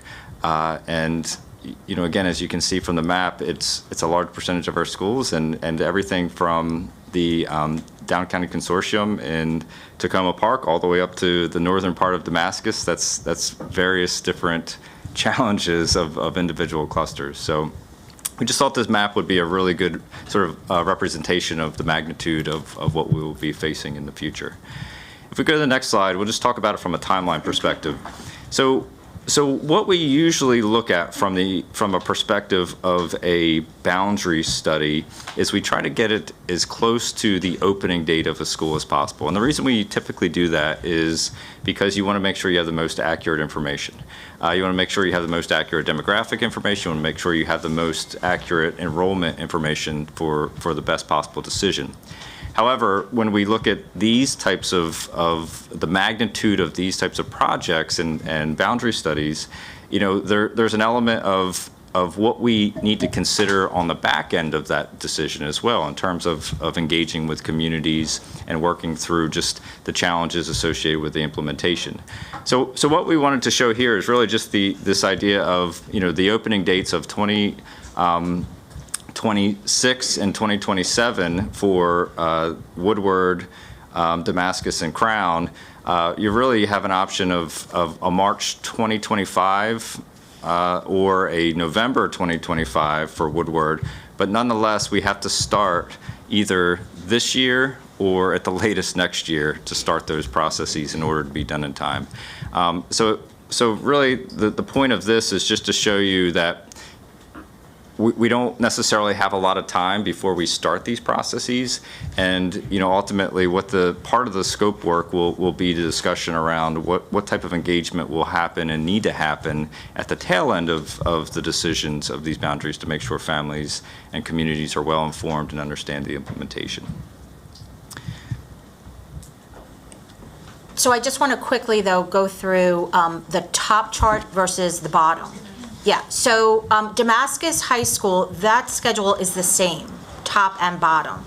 The difference is the opening of Woodward and Crown High School. So what we did was we showed you two scenarios, and Seth did talk about, the community engagement once the boundary study is approved. So in the top one, where, for example, we could just take Woodward, because Woodward and Crown are on the same schedule, they're just a year apart, because they open a year apart. So with the top one, you have a March 2025 completion date, and the school doesn't open until August of 2026. So you basically have 18 months, which is not typical. Typically, it's more the bottom scenario where the board acts in November and you open a school the following August. So the difference between the two is, and we can engage the community, especially knowing how far ahead we are. We can start that engagement and getting ready to go as soon as the board acts, and then you have an entire spring to engage a community. You also have to staff a brand new school. You have to, there's a lot of things that are going to go on with a high school, and so the top one gives you ample time, maybe too much time, I don't know.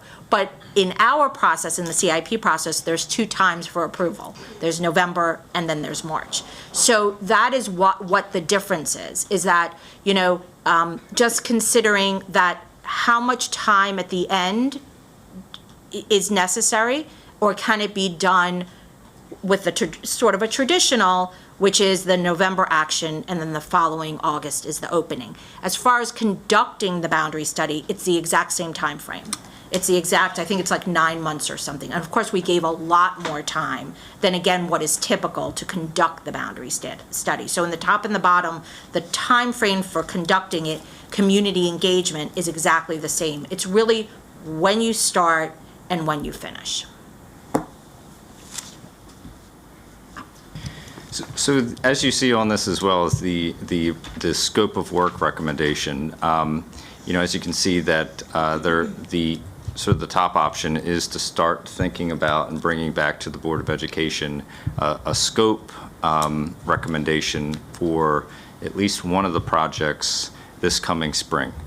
That's obviously a fairly quick turnaround, and you can see the 2 other projects, we do have a little bit more time in terms of scope development. But one of the things that we do also need to consider is that if you recall the image where we show the boundaries and how they all pretty much connect to one another, it may be worthwhile to think about scope as a larger element, but still obviously break the boundaries down into manageable geographic areas throughout that process. So that's some of the work that we'll continue to engage our community, and I know Dr. McKnight has really challenged us to work differently with communities for feedback in this particular area. So obviously before and when we come back with a scope, we will have hopefully robust feedback in terms of what makes sense for our communities, and particularly with an engagement perspective. Because we've talked about it in terms of in-house.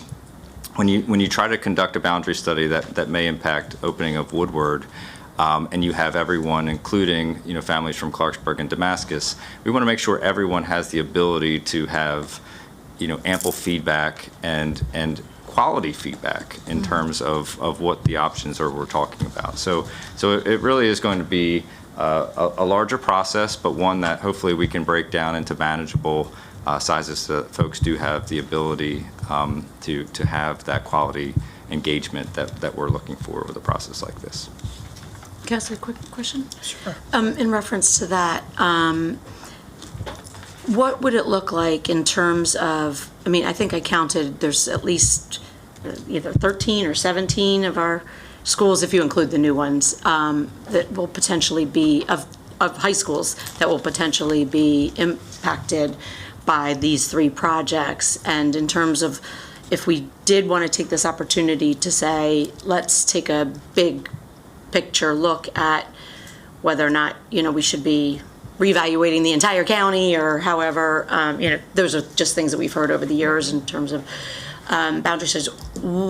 Or even if we didn't want to do the whole county, but we wanted to look at the boundaries of all 3 of these, the potential involvement of all 3 of these in the feeding schools, what would that look like? Would that be something that you'd start with following the timeline of Woodward, so that it's out there, and then putting the rest of it kind of on hold, but letting people know that here's what we're looking at? Sure. So I do think, just and if we can actually go back a slide to look at the map, I think that might be helpful. One of the things that I think is going to be important is that, while this is a large portion of our county from a cluster standpoint, you do see other areas of other clusters that are sort of isolated from this, right? So if you look at the below area, the BCC, the Whitman, the Churchill area, right? That's sort of isolated. You look at Poolsville. We've obviously had many conversations with Poolsville just in terms of access and their relationship to other clusters. So we do think there's the opportunity to, again, sort of have a conversation around scope from a larger perspective, but also try to make it manageable in terms of what are we trying to accomplish in terms of space deficits, right? So we know schools like QO are going to be about 700 seats over. So there's an element that you have to relieve Quince Orchard High School. You have to relieve Richard Montgomery High School, what we heard again last night from WJ. So it's sort of this idea of breaking it into manageable pieces. We obviously have to look at it from an enrollment capacity standpoint. We've heard from the elementary schools that geography is really important. What we've heard from the secondary schools is access to program. So really breaking it down to that sort of that idea of geography program, bringing in an element of transportation to really say, similar to our school size, right? So if a school, we have a board policy to say elementary schools, 740, middle and high are sort of capped at a certain size, maybe starting to think about our transportation model and a similar model to say, does it make sense to transport from Damascus down to, the Walt Whitman cluster? So sort of break it down into manageable elements, but really focusing in on program and geography, but not losing the fact that we have to populate these new schools and relieve some of the overutilization of the existing schools. And I just want to also point out that what we did in this map is just show the schools that have been identified in the past, because we want to justify to the county council, to the state, why we're building the school. But again, when Seth pointed out, like BCC, Whitman, Churchill, the scope, this is not the scope. So, for people who are watching, as sometimes we say, I just want to be clear that these are just the clusters that have been identified to justify those new schools, whether it's Woodward, whether it's Crown, even the expansion of Damascus. But again, when the superintendent makes the recommendation regarding the scope, it could include more for each of those studies.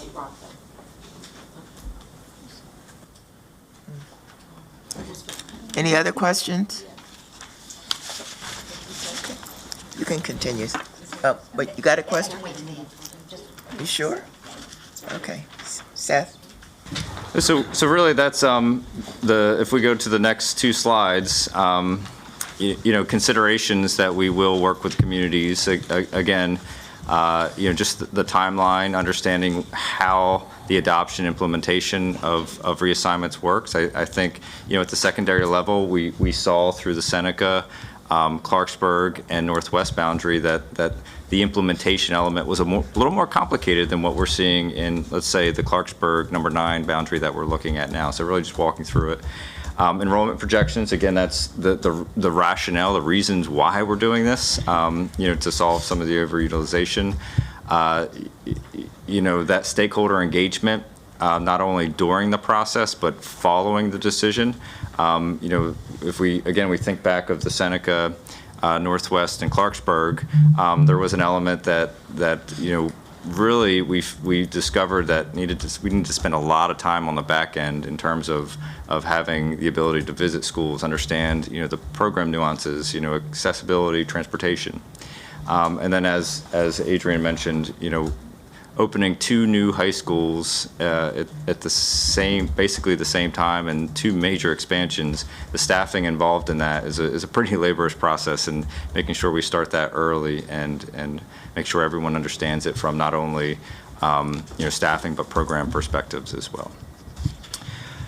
So in sort of in summary, that this is going to involve a very robust community engagement. It's not necessarily just going to be us. We're going to partner with pretty much every other department and unit in the district for this one, and figure out the best way to reach all families to make sure that we do, get that robust engagement for such a critical process, such as a major district-wide boundary change associated with this. So with that, we just open it up with any questions or discussion. I don't have any discussion, but I do have an observation, I guess you would call it, just a suggestion. We've had a lot of interest in Woodward, as you know. So I would be interested in you making sure that the county council members whose districts are affected by this, when you're doing the boundary analysis, know that you're talking to the people out there and invite them to come and participate, because they have really already been contacting us about this. And that's a great point, and one that we also have to acknowledge is that the council legislative lines, as well as the state delegation lines, don't cleanly fit within our boundaries, right? So it is something that I think council members, and even with the expansion of council members and districts, as well as our state delegation, we're going to spend a lot of time making sure folks that maybe weren't as engaged with certain boundaries are aware, because it will impact them because of how the legislative lines are drawn. Thank you.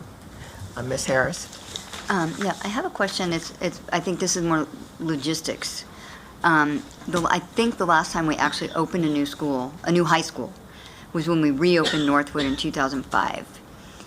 And then when we opened it, it was a staggered opening. Well, that was a new school. Right, that's true. No, brand new, sometime new school, had to. Oh, I see.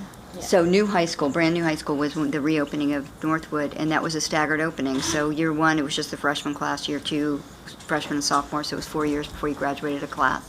And is that the standard operating procedure for opening a brand new school, or was that something that we did for other reasons in 2005 with Northwood, and is that something we would be thinking about doing with any of these? Well, I guess particularly we'd be talking about Crown and Woodward as brand new high schools opening. And that's a great question. That will be most likely part of the superintendent's recommendation once we ultimately get to that point from an implementation standpoint. I think when you even think about a Northwood, that was part of the consortium, so that obviously creates some complexities. Clarksburg High School was opened right before that as well, and so I believe the Clarksburg High School implementation was very different than the Northwood High School implementation. And the reasons being, again, from the perspective of solving capacity, but also access and geography will be a big part of that. And I think that's what we're trying to express, is that it's not just creating a new boundary, it's really diving deep into the implementation, understanding access, and some of the nuances and challenges associated with this. Yeah, I'm just thinking, you mentioned already among the challenges of opening new schools, you have to staff it. And, just thinking through just the logistics is, if you do start with a staggered opening, you can ease into those staffing issues gradually over a number of years instead of all at once, having to add a whole, anyway, just thinking, but thank you. Are there any other concerns? Ms. Silvestri? Yeah, just what are you thinking about doing for Poolsville? Because they're adding significant capacity once their project is complete. Several hundred seats? We are adding capacity, but they're also projected to continue to grow. Okay. So I do think a big part of the work too is identifying the number of students that are not only within the service area, but that are also part of any particular programs or magnet programs. So when you think about a Poolsville, just understanding the capacity and the sort of the population related to not only the service area, but how many are there as part of the magnet, and then how would that influence any of the decisions around a boundary? That's going to be some of the challenging work as well.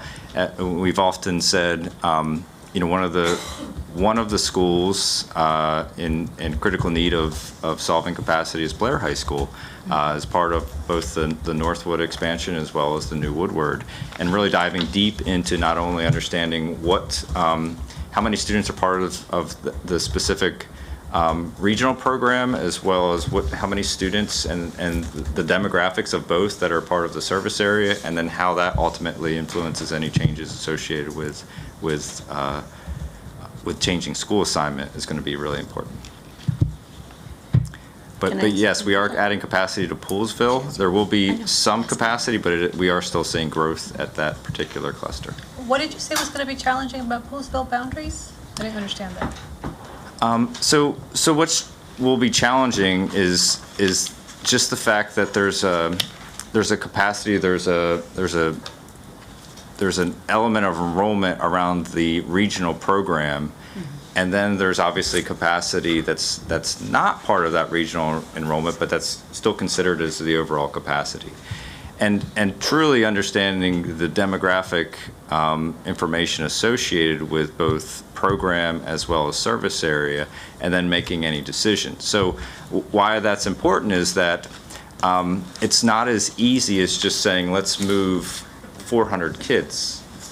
Because if 200 of those students would need to come out of a specific program, that then creates some additional challenges of, do you recreate that program somewhere else to add more capacity there? Do you just move more of the service area students, which then means a larger geographic, maybe possible bus ride to their new school? So it's just nuances of really understanding what is happening at individual schools and the specific nuances associated with that.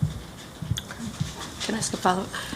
To that point, though, is that one of, I didn't bring it up before because it wasn't one of the schools we were specifically talking about, but are we looking at, we've been for years hearing about how our enrollment as a county has grown, but our number of seats in some of these programs, like at Poolsville, has not grown. Are we looking at an opportunity to grow some of these programs where we have 1,600 kids apply for 59 seats? Or no, we're just going to keep it exactly the same? Well, so I'm not going to speak for the program people, but I would say Dr. McKnight has challenged us to really bring the program information to the forefront of this boundary work. So that is something that we have already started those partnerships and working collaboratively across office to make sure all that information is very clearly identified. And that parents and families and students understand what that is going into the boundary study, so that hopefully it helps with some of the feedback and decision making. Mm-hmm. Yes, thank you, Mr. Adams. You addressed it appropriately. I think I shared with the board, it was last spring where I started to bring together Mr. Adams' team and curriculum instruction, Ms. Hazel, and at the time it was Scott, but now Ms. LaGrange, to really talk about the expansion of program and then the facility needs as well. Just bringing those two together. So that was the purpose of us doing that. And so as we continue to come forward and talk about, right now we're talking about capacity, but as we continue to talk about programs and all those other things, yes, we would expect that conversation would also talk about or address facilities requirements within expansion, or again to Mr. Kim's point, how we are able to provide a number of programs also in a different environment than we have before, looking at virtual options as well. I just see it as a good and economically reasonable way of expanding. Right. Where we need to. But when we started this idea, it was, how do we think about the implications for facility? But again, now it is, how are we able to expand the opportunity and access beyond just the brick and mortar? Because we do have the virtual platform in which we want to allow that as an opportunity to widen the access for our students. Okay, today was the final review of the superintendent's recommended fiscal year 2024 capital budget. So if there's anyone that would like to offer amendments, I need you to do it today, because it would be helpful to our affected communities to know if any amendments are on the table. So at this time, what I'm going to do is go around and ask each one of you individually to be sure that you don't have any thing that you want to modify, starting with Mr. Kim, Ms. Harris, Ms. Mandrowski, Ms. Silvestri, Dr. Daka, Ms. Evans, Dr. Joftis. Okay, well, this is great. So this concludes our CIP work session today. The board is scheduled to take final action on these matters on November 17th, 2022. Thank you. Okay, we're now up to item number 10, consent items. Is there any item that anybody wishes to pull? Nope. Seeing none, may I get a motion to move 10.1 and through 10.10 in block? So moved. Second? All in favor, raise your hand. That is unanimous. Item number 11 is information only. Can I get a motion to move items 12.1 through 12.5 in block? So moved. Second? All in favor, raise your hand. That is unanimous. Does anybody have any new business? Seeing none, item number 13 is information only, and we are ready to adjourn. Move to adjourn. Second? All in favor, raise your hand. And that is unanimous. We are adjourned. Thank you.